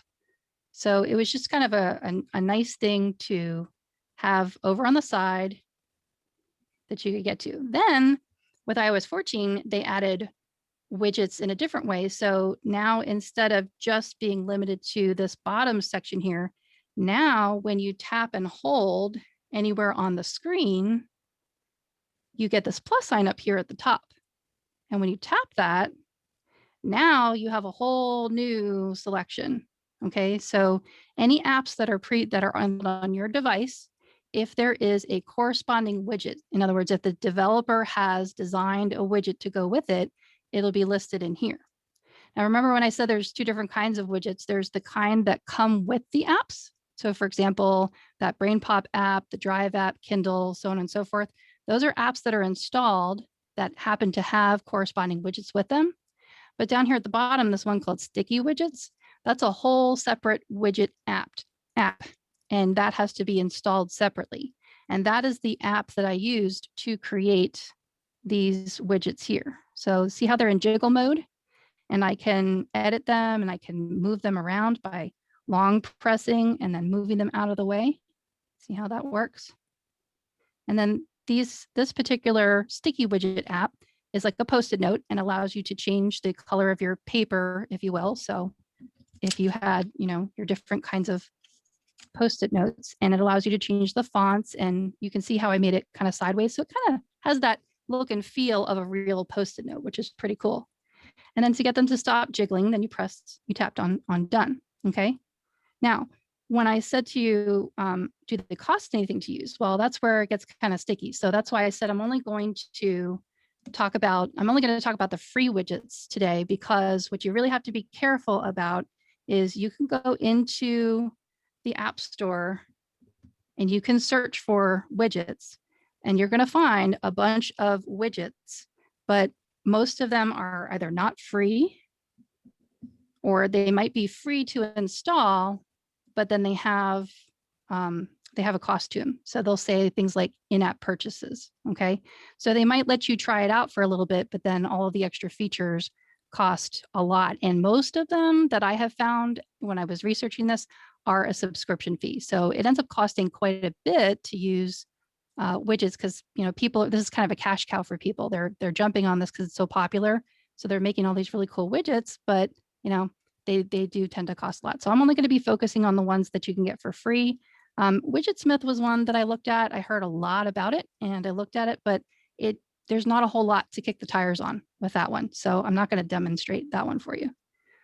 But this one that I use called Sticky Widgets, that one is free with limitations. So there's only so much that you can do with it. Whereas if I paid for it, there would be a whole lot more. So here's some other examples of different types of widgets.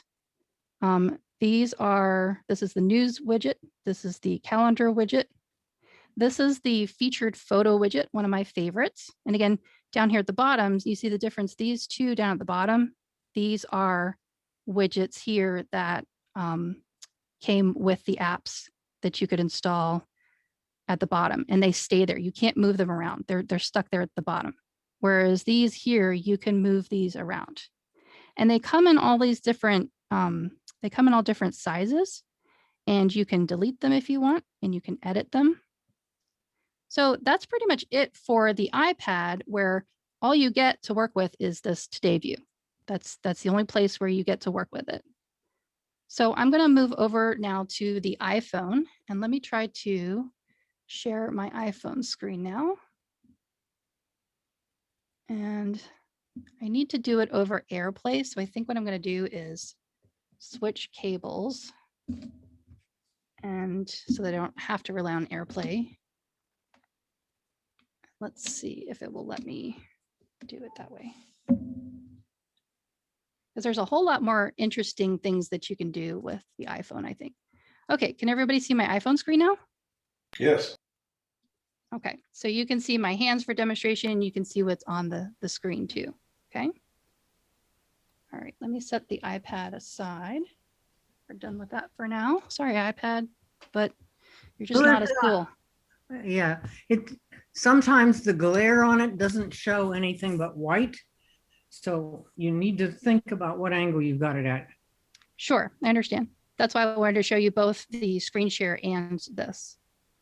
Let's see. So everybody attention, those two vertical lines. Now, if you pull them back to the right a little bit, it'll bring up the actual connected iPhone screen to maximum size. So will you be able to see what I'm demonstrating on the screen too? Yes, the screen is actually in better focus now than it was on the iPad. Right, okay. So this is what my iPhone looks like. So I'm gonna hold it like this. So hopefully you can see what I'm doing with my fingers as I'm doing this. Now, same thing on the iPhone. When you swipe from the left to the right, you go this way. This is what's called the Today view. And this is where you can store widgets and you can do searches and things like that. Now, again, down here at the bottom, it says edit. And here's an example of, I don't even know what the technical term is for the different kinds of widgets, but here's an example where it shows, you can see Cox data usage. So that one's really handy. That one came with the Cox app. That's my internet service provider. And I'm signed into the app. And so I added it from here. So you can see there's a whole lot more choices because I have a lot more apps installed. These are the things that the developers who designed the apps, they designed these widgets to go along with it that live in this portion, the bottom portion of the today view. And you can see I added the Cox data usage at the top there. And now I just kind of have a quick glance that all I have to do is just swipe over and I can view that information. Now these here, these are other types of widgets, and these are called stacks, smart stacks. As you can see, I can flip through them. One of my favorites is the battery widget. So if you can see what I'm doing here, these are my AirPods Pro. Let's see if this will work for me. So you can see how when I open them up there, now in this battery widget at the top here, it shows me all of the things that I need to know about my battery. So it shows me my iPhone battery, my watch battery, my AirPod batteries, and the charging case battery percentage. And I think that's really handy. And then when I have, see how I took it out of the case? You see how it changed? So now it's not showing me the case, it's showing me the individual battery. So if I had only been using one of these in my ear and the battery percentage went down, it would show me the difference between the two. And it live updates. So that's really one of my favorite widgets. Okay.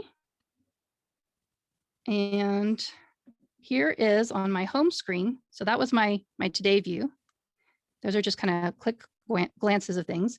This is my home page. Now here's the major difference between the widgets on the iPad versus the iPhone is you can put widgets on your home screens. You're not limited to the widgets just that exist in this today view. And that's where the fun happens, okay? So you can move these all around. If you long press, you can edit your home screen, put them in jiggle mode. See how I can put it in the middle there? And then tap done up at the top here. And this is an example of a smart stack.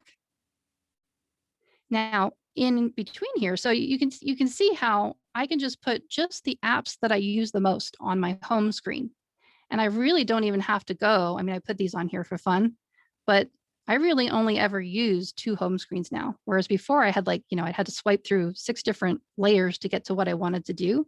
Now, by organizing things this way with just the apps that I use on a regular basis, and by using widgets, I can put a lot of useful features in here and then limit the amount of home screens that I have to look through. So this one widget alone, these right here, these 4, these are shortcuts. And you see how I can flip through them? So this is what's called a smart stack. And the cool thing about it is if you long press on it, you can then tap edit stack. And then in this stack, you get some choices. So if I were to turn on smart rotate, that's the first one. What that means is that if I leave that on, every time I lock my phone or let it go to sleep, when I raise it up and look at it, it's going to rotate and cycle through these widgets. I'll get a different widget each time.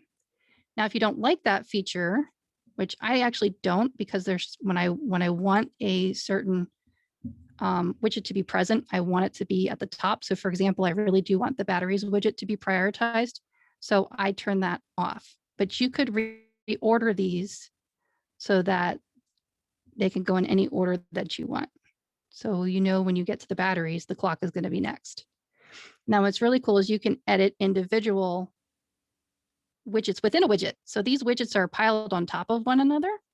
So if you look here, there's a little eye information here. If you tap that, this is where you can edit what goes on in here. And you could change different clocks. And then when you're done, it updates. So now we have a new clock there.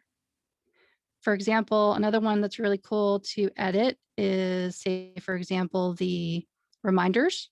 I could pick from all of my different reminders lists and have those cycle through. You could have one widget that's all just about your different reminders. Another one that is really good is the news app. What this one will let you do is you can choose topics. Now, this depends upon how you have your news app set up. So as you can see, I have a whole bunch of topics in here that I've pre-selected a long time ago when I was picking through it, and I can change the topic that shows up there. So now instead of, local news or whatever, now it changes to wellness. So you can edit those in there. Now let's talk about how did I get those widgets to pile on top of one another. So let me see if I can demonstrate that for you. The thing that it depends upon is the size. You basically have like a small, medium, and a large. So for example, this one that has the pictures, this is the featured photos widget. And that's like the small size. And then the one above it, this one here, this is called a medium sized. And of course, this one here with the weather is the big one. So you can't put like a big one on top of a little one. You can't put a little one on top of a medium one. They have to be the same size. So let's see if I can do this. If I long press on this, I can move this over here. And then I got to get these into the same area. Take this one. And let's see if I can do it. This one might not be a stackable. There it is. So do you see how I combined those two? Now, when I tap done, now I can cycle through there and they're now combined. This is a cool little widget that I used. This is just called Widget, I think. And this is a really neat one. You can set a timer. Now I customized this. This is one of the ones that's free, but it has paid versions. But look at what happens to the countdown. See how it changes the color, how it's counting down. That's all completely customized. You can customize the color and the font of the numbers. You can customize the word timer, and you can customize the shading of all the numbers and everything. These are all customizable. Here's another one that I made from that free. It's just called Widget. You can see how it says it right there at the bottom. It tells you what it's called. Here's another one that is called Pick the Synonym. So this is just fun for people who are word files, who love learning new words all of the time. If you tap that, it'll take you to dictionary.com.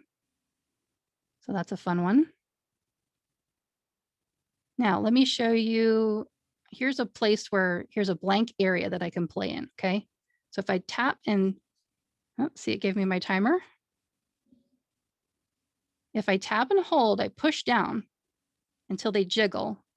And then that's where up here you get this plus sign. And then this is where you can pick from all of the different widgets. Now, again, these are only available if the developer has made them available, if they've designed something for them. So for example, here's a fitness. Bob, hush, don't make fun of me. Here's the different sizes. So now this one in particular, this activity one, only comes in, as you can see, this small square or this little rectangle one. So I swipe to the one that I want, and then I tap Add Widget down here at the bottom. You see how it plops it on there? Now let's add another one. I'll do another stack. Let's pick podcasts.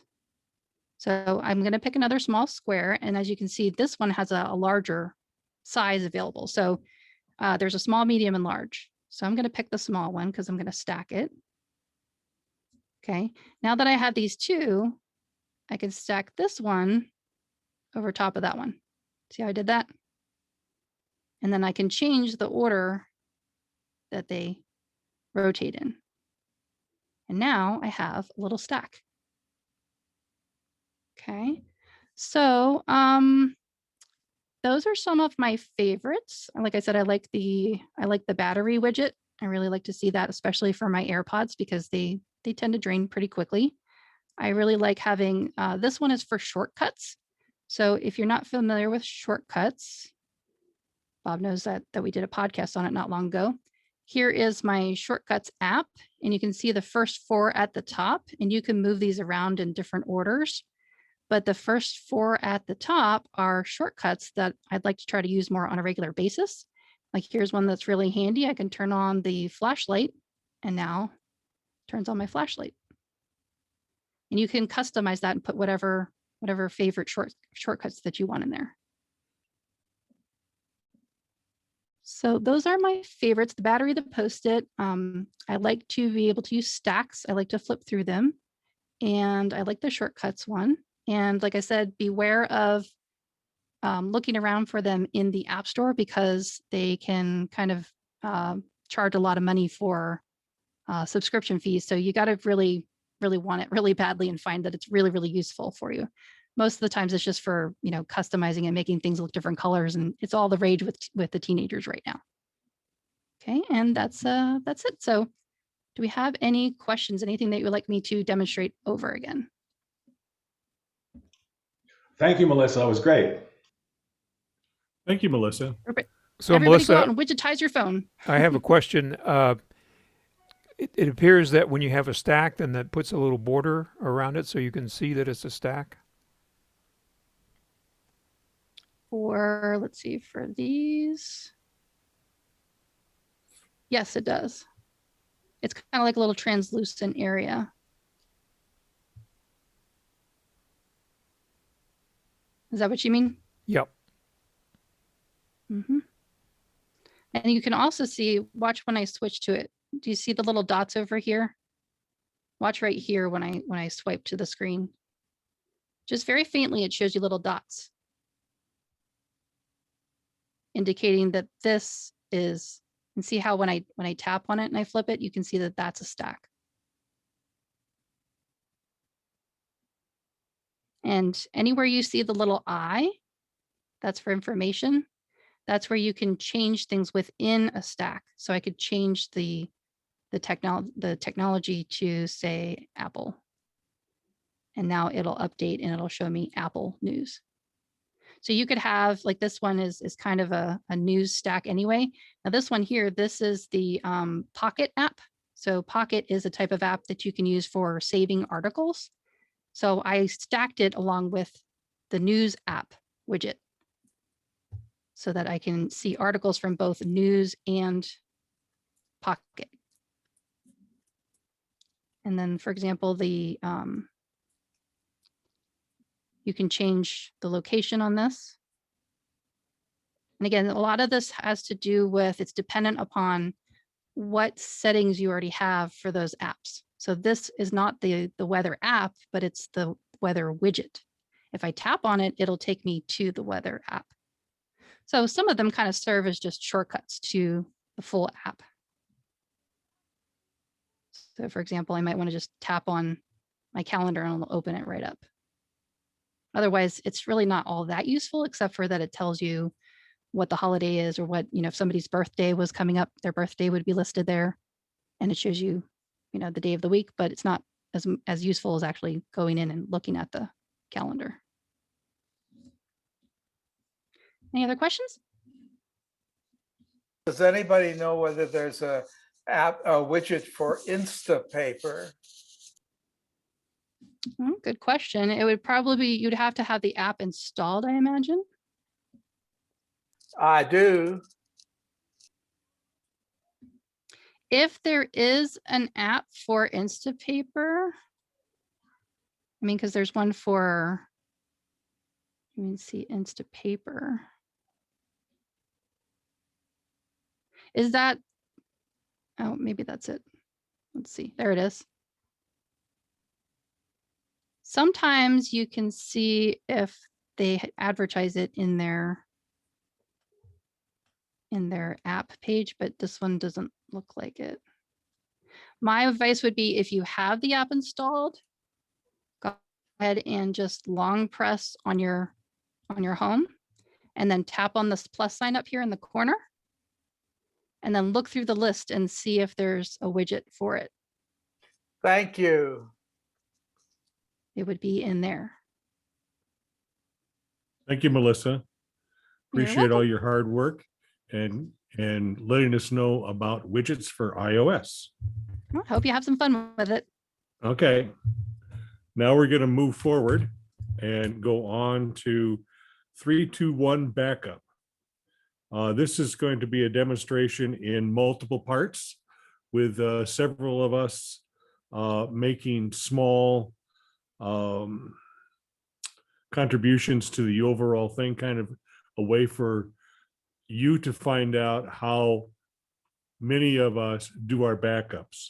But before we get to that, we have a tale of woe and intrigue that David Acklam is going to relate to us without mentioning any names about your son. David, would you take it away? Okay, yeah. I won't mention my senior citizen son who accidentally spilled some kind of a beverage into his keyboard on his MacBook Pro.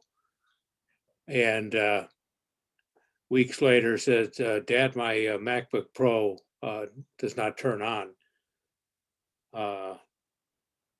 I said, well, what happened? Well, it's a long story, but it won't turn on.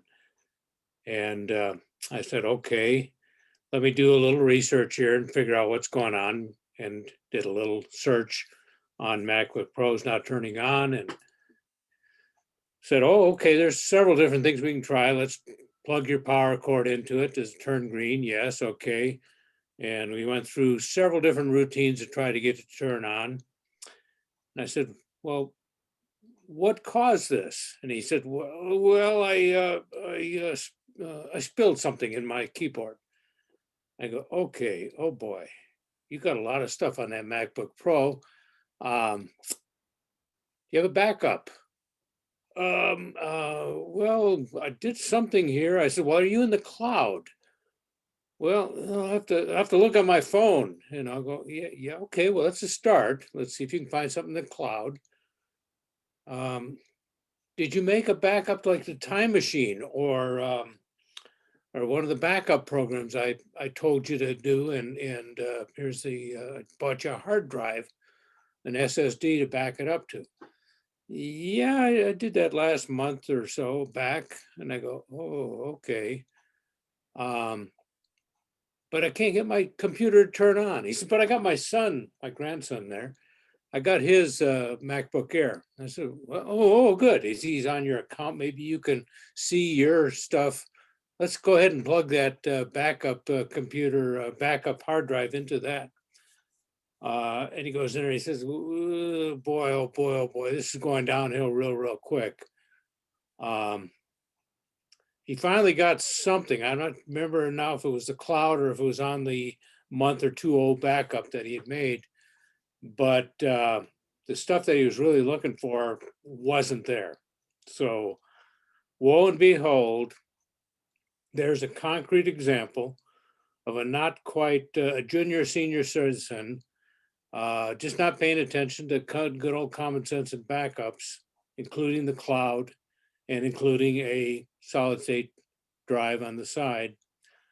So right now we're in the dilemma of, well, I guess better take it into the, he lives up in the Phoenix area, so he has to take it up to the Apple store up there and see if they can recover, first of all, a very, very nice MacBook Pro, and two, all the valuable stuff he has on that drive that we cannot see. So there's a good classic example, personal to me, of why it's necessary to have a good backup. Questions? Or case dismissed? Thank you, David. It's always been, remember when you will suffer data loss.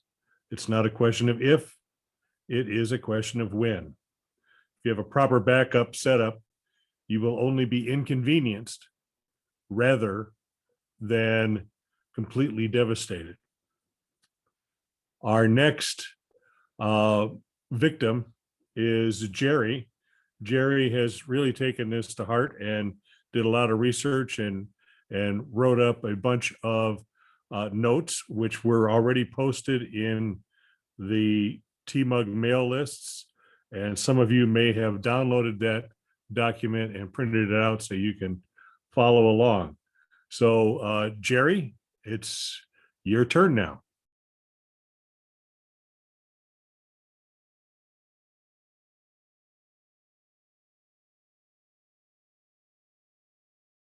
Can you hear me? We can hear you now. Yeah. Okay, hold on.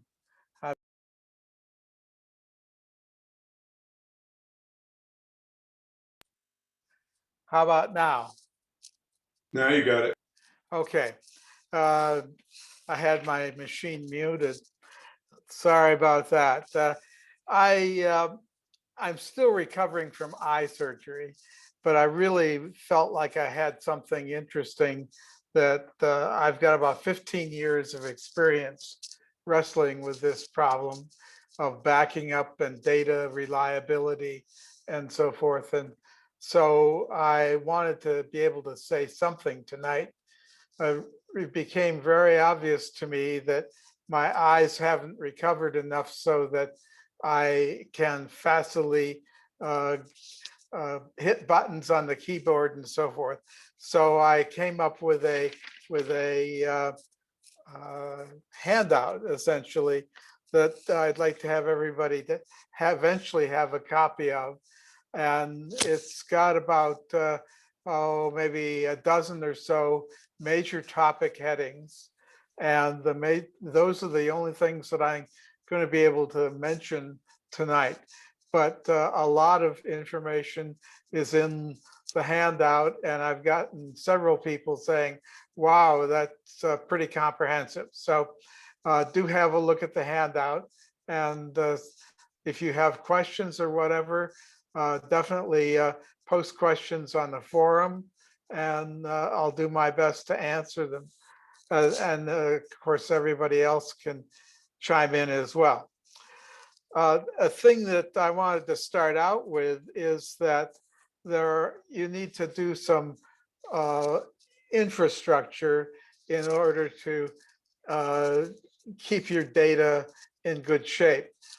The infrastructure is not just disk drives and SSDs and that sort of thing, but it's some software that you need to have in order to make decent backups, and also a number of physical things. For example, I suggest that you buy a shredder. Amazon has a highly rated shredder for not a whole lot of money, and it's one of these crosscut shredders that chops it up into tiny little pieces and keeps FBI agents from re-gluing, or at least it makes their job a whole lot better to use to glue the document all back together again. So no crook is going to take that amount of time and effort. So you're pretty good with a cross-cut shredder. So I recommend that. Price, I think, is $20-30, something like that. The other thing is that I wanted to mention, let me get my helper out here, calendaring software. In order to run a tight backup ship, you're going to have to pay it some attention. And the thing that has to happen for me, because this is the kind of lazy person that I am, I need to have somebody haranguing me every once in a while to say, you need to check this, you need to check that. And I have a weekly set of things that I need to check that come up every Sunday morning. They say, how's the time machine working? How is your cloning working? How is Backblaze working? Just a whole bunch of things. And when I see that come up, I'm tempted to say, oh man, here it comes again. I don't want to do that. But I know that if I don't, I'm going to be in the same position as a person we heard about earlier this evening. So I need to have something that will flog me into doing the job properly. Now, if I were somebody like Kurt, then I wouldn't have a need for this, but I definitely have a need for it. So that's a real significant part of my backup system. Let's see, what else do I have? Okay, I have a bunch of data that are stored around here and there in various hardware locations. I've got data sitting on the iMac that I'm using to talk to you right now.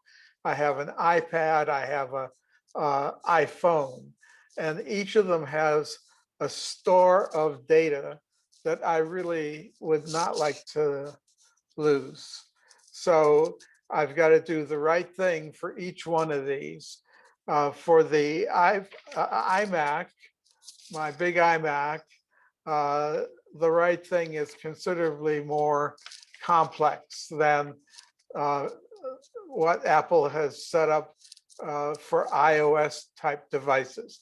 So really my iPad and my iPhone are pretty simple. An outfit that's over in London has produced a wonderful little program called iMazing, I capital Mazing, Amazing. And iMazing essentially checks in on all of your iOS devices. I've got it set up so that it does it at least once a day and backs them all up. And where I've got iMazing backing my devices up is to my iMac. And my iMac is automatically backed up to a clone and to a number of other places. So it's kind of nice to have an iMazing set of backups for all my iOS devices, and then have their depositories be backed up inside of my Mac OS device. The other thing too, of course, is that Apple provides the capability to back up every one of your iOS devices to the cloud. So you get an automatic more than one backup, one of which is in the cloud if you do things that way. So the issue now is what do we do for the iMac? And the iMac is essentially, I have 2 clones, which are updated on alternative days. Clone A, clone B, clone A, clone B. That's all run by a script, and it is automated, and it's the proper operation of that script is something that I check every week to make sure I'm getting my clones done. Another thing is I have Backblaze doing an offsite backup for me, and that goes up into the internet and up into Backblaze's servers, which are located around the country. So I have a decent set of offsite backups. There's one other thing here. Let me see if I can remember what it is. Clones.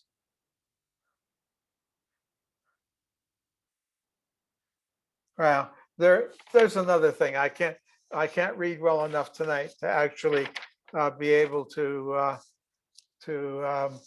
pull it up, but you can read the sheet and see what's there. So I have a number of other possibilities or things that I consider. All I talked about so far is data sources, independent data sources. It turns out in order to run things, I've got to have a couple of extra hard drives for my clones. Rich? What? Okay, you're showing up on my screen as wanting to talk. So you can read the paper here and see what goes on. I mentioned that you need to have a reliable physical setup. Makes no difference if you have a jillion different backups if your physical setup is not reliable. If you have a bad hub in your system, if you have a bad cable in your system, if you have an unreliable source of power. So I recommend for your Macs, you really ought to have them on an uninterruptible power supply. I have all of my iOS stuff one way or another on an uninterruptible power supply. And my internet network is also on an uninterruptible power supply, small one from Amazon, which is pretty small. And I'm going to get a bigger one next time around. The other thing is that all of my clone drives, all of that stuff, this is all spinning disk technology, and it needs to be upgraded to SSDs. So that's the next generation. When I finally get an iMac that's on Apple Silicon, then we go to SSDs for backup drives and that sort of thing. Another thing that I might mention here, kind of to throw a little bit of willies into things, unfortunately, we don't know where this is going to go, but it looks like Apple is doing things to how Big Sur works, which may make it difficult to actually do bootable clones. So that is going to likely going to be taken out of our backup repertoire. And I've heard that Apple is going to be making other things that will go in the operating system that will take over the need to have bootable clones. We just have to wait and see what's going on. So I'm going to quit. So questions or whatever. Okay, thank you, Jerry. I'm going to take over at this point and show a lot of the stuff that Jerry talked about, but maybe in a more graphically oriented way. I've made a keynote presentation, and I'm going to start that up. And you should see my first page of my keynote presentation. Are you seeing that? Yes, thank you. Okay. So this is all about backup, and I want you to be, oh, and here I'm starting at the last slide instead of the first slide. So let me go back to keynote and move that. And here I thought I was being so prepared. There's not that many slides here. Play in a window. Are you seeing it now? No, not yet. Okay. Isn't it great when it works when you practice? Okay. Not We yet. call this 3-2-1 backup. And it's time to love your data. And here we are in just about Valentine's Day. So I want you to understand what 3-2-1 basics are. I call this the minimum data safety requirements. And that is you need to have at least 3 copies of your data. And they should be on 2 different types of media. And one of those copies should be kept off-site. Now, an easy way to do that, and it always starts with your Mac. And the first thing that you should have is an external time machine drive. I hope that there's nobody attending tonight who does not have an external time machine drive. If you do not, and you don't know how to start it up, it's really not that hard. If you buy an external drive and you can then just plug it in, and basically the Mac will say, oh, do you want to use this as your time machine? You just say yes. And then if you have a time machine drive, you are miles ahead of anybody who does not. But it is not the only answer. It's just the start of it. You can have 2 time machine drives though. Yes, you can. But right now I'm just talking about the basics, Jerry. And the other thing is you could do iCloud Drive. You'd be paying Apple a monthly fee for as much space as you need, but they're really pretty reasonable. And this would give you your 3-2-1. You get 3 copies, a couple different kinds of media, and one of them is offsite. That would be the iCloud Drive.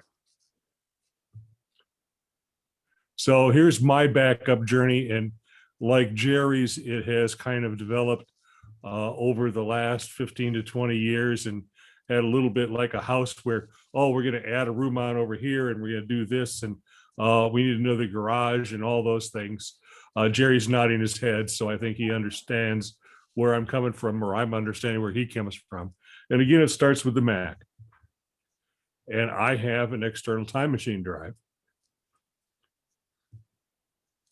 And I have an external version drive. Now, this drive is split into 2 partitions. One is called MWF for Monday, Wednesday, Friday. And the other half is called TTS for Tuesday, Thursday, Saturday. And I have backup software that will back up basically my home folder to this external drive at the appropriate day. And I have external offsite clone. This actually is 2 drives as well. That's 2 physical drives. I own one that's split in half. Half of it's called Bob's partition, and half of it's called Kurt's partition. And he has one where it's Kurt's partition and Bob's partition. And the idea is that I will clone my hard drive to Bob's partition on drive A, and he will clone his hard drive to Kurt's partition on drive B. And then when we see each other, we exchange drives. This was set up at a time when we certainly saw each other twice a month, once at the TMUG meeting that you're attending now, and once at the board meeting. Well, 2020 has kind of thrown a wrench into that, but we still exchange these drives every couple of weeks, one way or another. If I go into Tucson, I'll call up Kurt and say, I'm going to drive by your house and throw my drive out the window of the car, and you're going to toss yours into my car. And so we get it done. I also have a NAS drive hooked up to my iMac. A NAS drive, NAS stands for Network Attached Storage. Mine happens to be brand Synology, and it has 2 drives in it, which is basically their smallest setup. And Synology has a whole bunch of apps you can run on their external NAS drive. It's a little computer. And one of them allows you to use the NAS drive kind of like Dropbox or iCloud. This drive happens to be right over here, but it could be somewhere offsite. It will work over the internet to some other physical location. It can also be used to do many other tasks, such as a Plex server, which allows you to have all of your DVDs burned to the drive, and you can serve them from there. and it can act for multiple computers and or multiple users. In my case, Gretchen's iMac backs up to the Synology too. And it can be a destination for a time machine backup. Right. Now, I also happen to have a MacBook Pro. And so the MacBook Pro has its own external time machine drive. And it's hooked up to a NAS drive as well. So we have also on the MacBook Pro, as Jerry talked about, and the iMac, they share the NAS drive, but they do more than share it. The documents go from one down to the NAS drive and then up to the other one and back and forth. So each of these two machines have an identical set of documents. Normally I work on the iMac when I'm here in the office because it's got a nice big screen and I got two screens and I'm most comfortable with that. But if I'm not here at home, I have the MacBook Pro with me. And having the MacBook Pro with me is not going to do me any good unless I got all my stuff with me too. So therefore, this keeps them in sync. In fact, it keeps them in sync while I'm gone as well, as long as the internet's working here. So that means that just right here on this screen, we have three sets of my data, one on the MacBook, one on the NAS drive, and one on the iMac. But wait, there's more.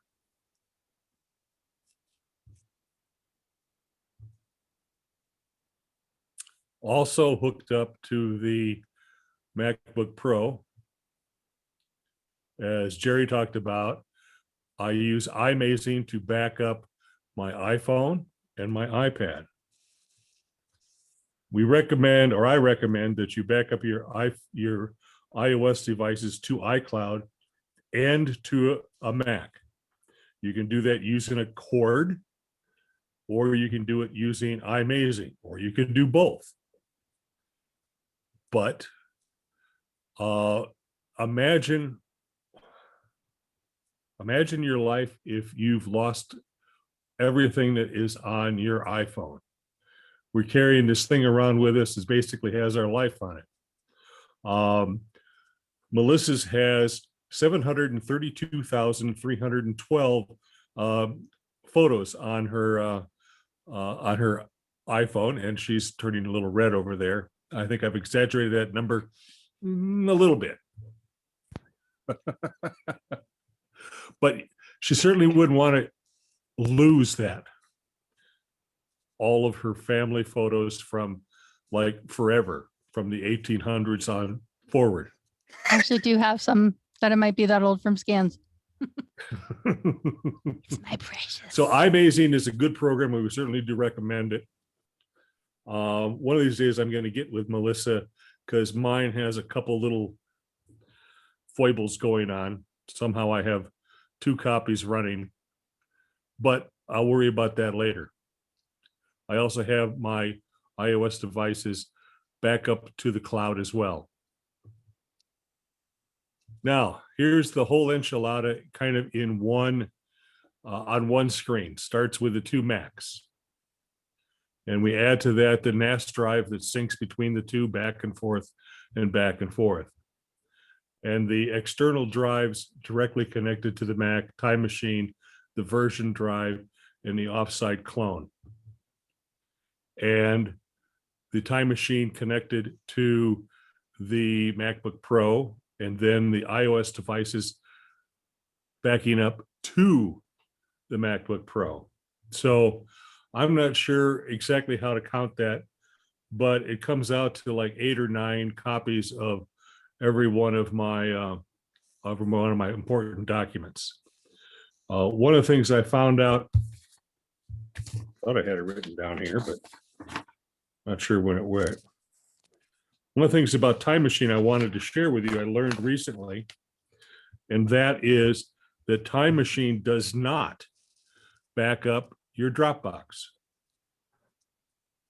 And after hearing about it, it's really a good thing, because if stuff goes from your Dropbox to Time Machine, it changes something on Time Machine. And then Dropbox looks at it and goes, oh, something changed over here. It would be constantly going back and forth between Dropbox and Time Machine. So that doesn't get backed up. Also, there is the possibility, if you have something that you do not want backed up to iCloud, for whatever reason, you can put the documents in a folder named whatever you want to name it, but if it has a suffix of .nosync, NOSYNC, it won't sync. So that's something I didn't know about until I heard it from Dave Hamilton just in the last week or two. So that, I think, is important information. The other thing I wanted to share with you is love your data, be safe, be secure, do your backups. And every Friday the 13th is International Check Your Backups Day. Whenever it's a Friday the 13th, stop and go to your backups and withdraw a few files from each backup and make sure that they're there, make sure that they're current, make sure that they're working. Are there any questions? What software do you use for the version backup? For that, I am using a software called Git Backup Pro. It's part of SetApp. I wanted to do it with Carbon Copy Cloner, which I also own, but I can't find a way to tell Carbon Copy Cloner Monday, Wednesday, Friday. I can tell every day, every 2 days, every 3 days, every 4 days. But so I use Git Backup Pro. And if you have SetApp, a subscription, you can download it and give it a try. Okay, at this point, we're going to move on. I have a couple of questions. Go ahead, Kevin. Okay, Roger. Two things. Number one, using Carbon Copy Cloner, you can do that. I could explain that later. I've done it for somebody. Do you back up your NAS? I do not, other than the fact that it's backed up in so many other places. Okay, so you don't keep any data on your NAS that's not a backup then? I do keep some stuff on that. I keep old copies of system installers, and I keep copies of client files where the clients are no longer clients and or maybe dead, that I could probably live without if that should go south. Okay. Okay. So I have a couple of points here. Go ahead, Roger. Number one, when you're considering your backup strategy, remember that cloud backups like iCloud and Backblaze don't wear out. Hard drives do. Even solid state hard drives wear out. They only have a certain capacity. So when you're considering backing up, it might be cheaper in the long run to use a network attached storage like a Synology, where you just put in bare hard drives. So just the hard drive itself without an enclosure. And those, of course, are less expensive. And the bonus is that the Synology software will tell you before the hard drive fails, unlike a external hard drive, which just may not work one day and you have no warning. So that's something to consider, that the initial price of a network attached storage is higher, but the cost of ownership over a period of time is lower, because you get two factors there. You get the warning that your drive is failing, and the drives you put in there are bare drives, which are less expensive. And you get RAID, so you get double protection. 2 copies of your data are written automatically every time. Right, good point. So what Jerry's saying is if a drive fails in your RAID or your network attached storage, you don't lose any data. It'll figure it out when you put the new fresh drive in. The other point is the 321 backup strategy was established by a professional photographer many years ago when people were backing up to different kinds of media. And the other kind of media was either CDs originally and now DVDs. However, the common wisdom is that CDs and DVDs are not the most reliable media to back up to. So when I explain the 321 backup strategy, I count Backblaze and iCloud as the different kind of media, even though it's not technically that, but it's the off-site and the fact that Apple is making sure that those drives on their end are working, and Backblaze is backing up what you send to Backblaze more than one time. So you're actually getting more bang for your buck when you're using those cloud storage options because, again, they won't wear out. Thank you, Roger. Other points on backing up with NAS is make sure that you have a good UPS on your NAS. Power surge can take them out easy. So, especially while you're writing to them, you don't want to lose data because if your NAS gets shut down due to a power outage, it could take as many as 4 or 5 days just for the NAS to come back before it's usable, because it checks every bit of data on every drive. Okay. Kevin, I think your AirPod battery died. Oh, could because we're not hearing you through the AirPod. We're hearing you through your let me computer. check this. Hold on. Okay. Also in the chat window is a nice tip from Melissa. Everybody ought to read that. And Roger, thank you for stepping in when you did. And what a great segue, because you're up next to explain the short story of your backup program. Yeah, I'd like to, one more thing, maybe I missed this, but concern about having data on a physical SD or flop or a physical drive, ensure that those are encrypted. So if you to lose that drive, you want to make sure that somebody else can't just pick it up and plug it in their machine and regain that. So I think most of these backup services do encrypt the stuff. Yes. So you get that protection, but I don't think that was really discussed for us novices that might not understand that, wow, I just lost my SSD drive. I left it in my wallet or my car or whatever. And geez, somebody got my data now. Good point, David. Let's Roger, move over. can you hear? Am I Let's move over to still, Roger for his backup strategy. Try it again, Kevin. Can you hear me now? Yeah, No. much better. Thanks. Okay, I'm not showing. There it goes. Yeah, several things I was going to say before is with a NAS, make sure that you connect it to a UPS. A NAS, if you lose power while you're writing to it, you can corrupt the data.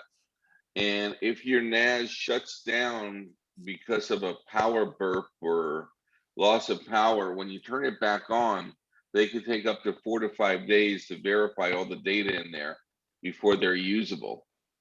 So you can't restore, you can't back up, you can't do anything for that time frame. And Melissa has a great note in the chat to make sure you register your UPS because they do usually have, I think, have a 2-year warranty on most of them now. And most of them. And one other thing, I'm a little bit more paranoid with my backups. I keep my backups in Faraday bags. I don't know if anybody's aware, but there was supposed to be a solar flare in January that was supposed to hit the northern hemisphere that could have taken out part of the power grid. It missed the Earth by a couple of 100 miles. But they're saying this solar flare or this solar cycle 25, can be one of the worst in history. and they're expecting to lose power grids across the world. Thank you, Kevin. Welcome to the modern world. Roger, you're up. Okay, I think we've covered this pretty well, and I think if anybody has any questions, are there any terms that we're using that you don't understand, this would be a good time to let us know, and we'll kind of go a little deeper on some of those things that may be foreign to you. Well, I've got one comment. Can you hear me? What is it? Yes. Yes, we can. In addition to the 3-2-1 process that we all do, I hope, I have gotten to the point now where I'm doing full clones only every other week. And what I have on my desktop is a small SSD that I just copy my desktop to. And on my desktop, I keep things like recent photographs, current projects. Right now, there's taxes are there. There are a few things that I look at or work on almost every day. So those things I make a copy of every few days, and wait to do the clones every other week. A clone takes time, so you have to set time aside for it. And this thing, backing up the few files that are sitting on my desktop, takes no time at all. So that's the only difference that I have over what we've all been talking about. There's one additional thing. If you want to get the willies, think about what happens when ransomware comes along. If I'm making a clone every umpty days, in my case, every other day, I have no protection whatsoever against ransomware, except that if I can somehow or other manage to detect it within one day. Otherwise, I am reduced to going back down through time machine backups or whatever, hoping that I have the information that I need to recover from the ransomware. So having some kind of an archival, maybe umpty week long audit trail is probably a good idea, but only if you're a big enough target so that the ransomware people think they can get a bunch of money out of you. Well, that's a very good point, Jerry. But I will disagree with you on one point: is you don't have to be a big target. I've had clients that have had ransomware, so there's hackers out there that aren't being particular about getting high-profile clients. They'll take anybody. I had a client that was talked into paying $700 in Apple or iTunes gift cards. God. So it can happen to anyone. So ransomware is something that unfortunately is on the uptick, and there's no indication it's going to end anytime soon. So yet another reason you need to have backups. And if you're doing like carbon copy cloner, you don't want to keep that connected to your computer at all times. Just do the clone and then disconnect it, because that way, if you do get ransomware, that clone won't pick up the ransomware. So but usually you're going to know about ransomware right away, because they're going to demand the money immediately. So in most cases, the ransomware will become apparent, and if you don't have your backup, another backup connected to your computer, then you can restore it. How efficient are some of these malware security systems in inhibiting ransomware? Yeah, in the Mac World article that Ridge told us about, if you read through there, it will tell you which of those antivirus programs will protect you from ransomware. So you might want to read the fine print there, because they don't. I know Norton. I was researching this the other day for a client, and Norton, which is one of the top 4 or 5, does not protect you against ransomware. So you got to read the fine print because that's Protecting against ransomware is intellectually very tough. right. So there's social engineering, which is one thing, but then the other more common, well, I shouldn't say more common. The other common way of ransomware is they pop up. You get to a website that they're controlling, and they pop up a screen and lock up your computer, so that there's no social engineering there. So you have to be careful. Also, another nice feature of Backblaze, the cloud backup service, is that if you have to restore all your data, they will send you all your data on a hard drive. So you don't have to restore it over the internet, which can take days. So you can get all your stuff on a hard drive, restore it to your computer, and if you return it to them within 30 days, they don't charge you for the hard drive. Let me ask a question. Is if your external hard drive is big enough, let's say a 4 terabyte or a 6 or an 8 terabyte, does that mean you can make a carbon copy clone to it and use it as a time machine backup? Well, I that's would called say, putting all your chickens in one basket. So if that one drive fails, you've lost 2 backups. plus you don't want your clone left connected to your Mac at all times. Right. One of the things that I've seen bits and pieces on is anytime you add these antivirus applications, you're letting them into the kernel. And sometimes you question, do you want that low level of access to your machine versus what Apple provides in its basic protection? Is that a major problem? Yeah, when you open up your kernel, you're opening up the world. Well, Kevin, it's a general problem. Kevin, I think on the new on Big Sur and M1s, because there's 2 partitions, the system partition wouldn't let anything in there, right? No, it'll still install kernel extensions, and you have to just give it permissions in the privacy preferences. As far as I know, the only 2 antivirus that work for ransomware is Bitdefender and Sophos, and there was one, Bitdefender and Sophos, and each one handles it differently. I like the way Bitdefender handles it. You have to trust an application before it could write to your drive.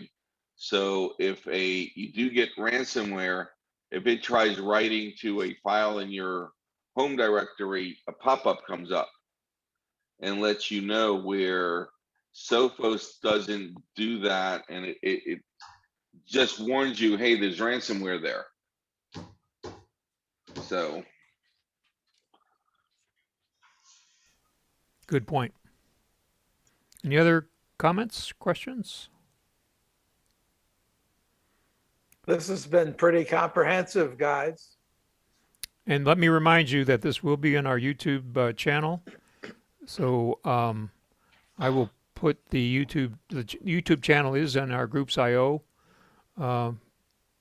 website, and you can always go back and review this at a later date. We have a message in chat from Diana. So I assume you never change where you put your files.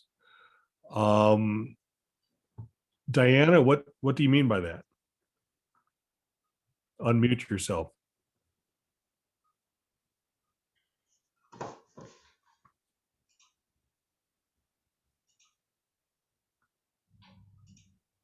Diana, if you're speaking, we can't hear you because you're muted.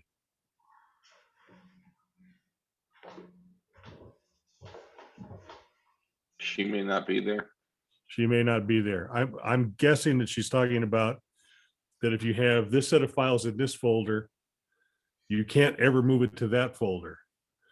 Well, you can. It'll still back up, and you'll still be able to find it. Well, here's from Diana. Because backups save everything in different places, I can't. Not sure I understand that. Anybody have a response to that? Says she has no speaker. I imagine she means she has no microphone. She might be on a Mac Mini. I'm guessing that she puts stuff in different places and she doesn't remember what date she had what stuff where. So if she restores from a backup, she's not sure where it's going. Well, if you do a clone, it goes back to exactly where it was originally. Same with Time Machine. Yes, but that assumes that you leave it in the same place all the time, Kevin. Well, no, because if you move it, Time Machine will back it up from the new location. Same thing with your clone. And then you can use Spotlight to find it. Now, one other thing that about backups, if anybody uses virtual machines, do not back up your virtual machines. Your Time Machine drive will be eaten in a week. Okay. Not sure how many of us use virtual machines like you do, Kevin. I think you're the leader there. But I think we need to draw the meeting to a close. I want to thank everybody who was here. Ridge, you didn't get a chance to speak about your backups. Do you have anything to add? I just have some items to show everybody what your external backups might look like or consist of. This is called a hard drive dock that'll take 5 and a 3.5 and 2.5 inch.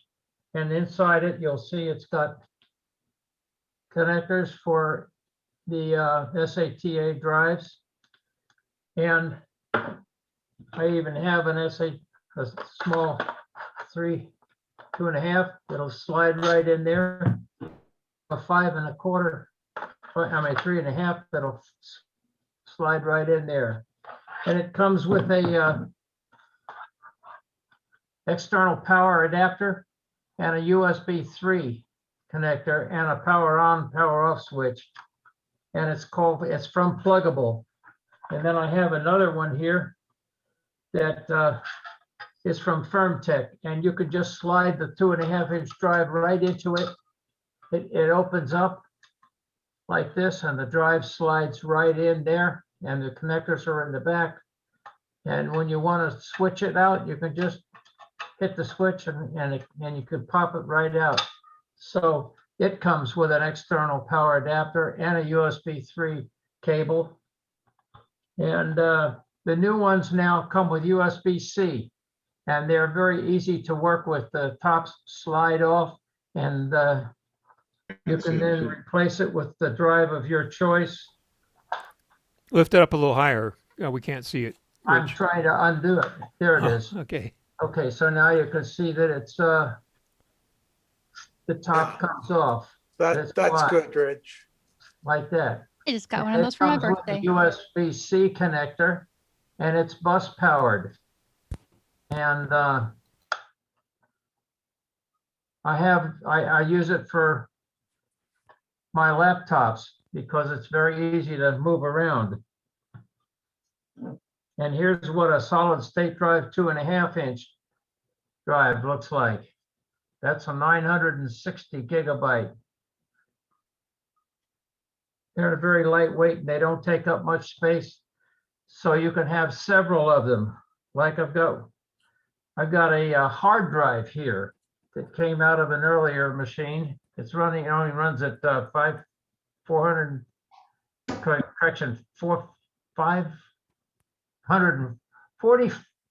RPM. No, this was a 7,000 RPM. Anyway, so you can get them in all sizes from either Otherworld Computing or Amazon.com. They sell, you just do a search on Amazon and you'll see all kinds of selections at very good prices. So it's good. You can have 2 or 3 drives hanging off of a machine for not a whole lot of money.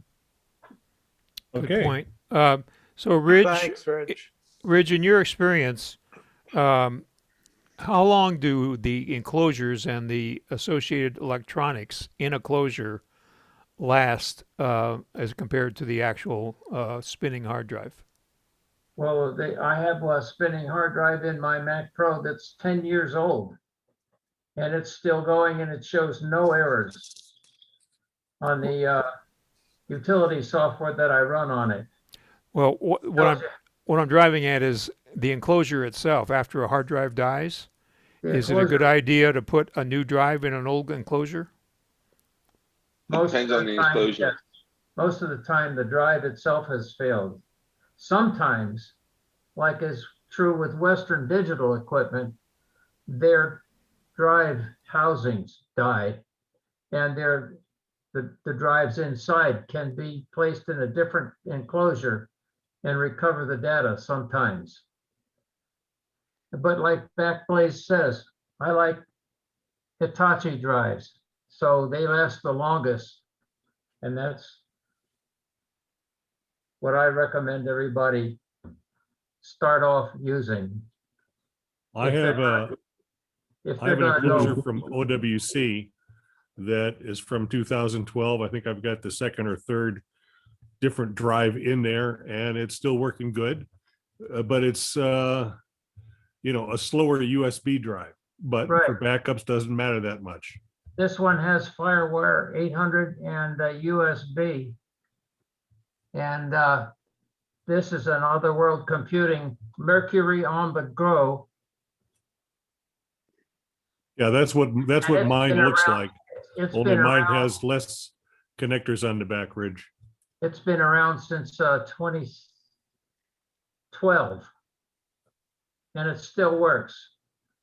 Yep, they make good stuff. Okay, so we're going to I just call wanted it to here. point out one more thing. It's really great that you have all these drives, but get a labeler and label them. Label them, label them, label them. Ask Doriana how much I love labelers. See, there's You my can't Grover have Bob. Grover as a hard drive. I've got I do. Grover as a hard drive. I have all the monsters.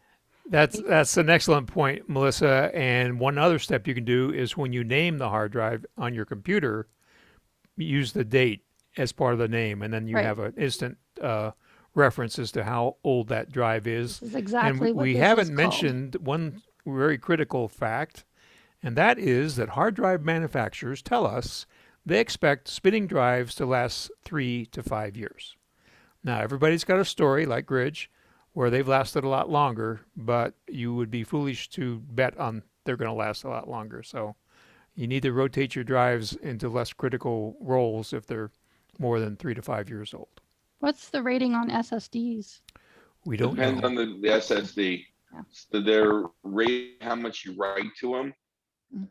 Some are 750 terabyte, some are over 1,000 terabyte write. But that's not the way they calculate write is not the way we calculate write. Well, that's why I think it's really important to put the year that it was the put into advantage service. of a good SSD now, especially on the newer Macs, you can move a terabyte of data in about 35 minutes. Okay. Or on a rotational drive, that could take 10 hours. Bob Doms has been able to join us, and he's put the feedback form and link in the chat.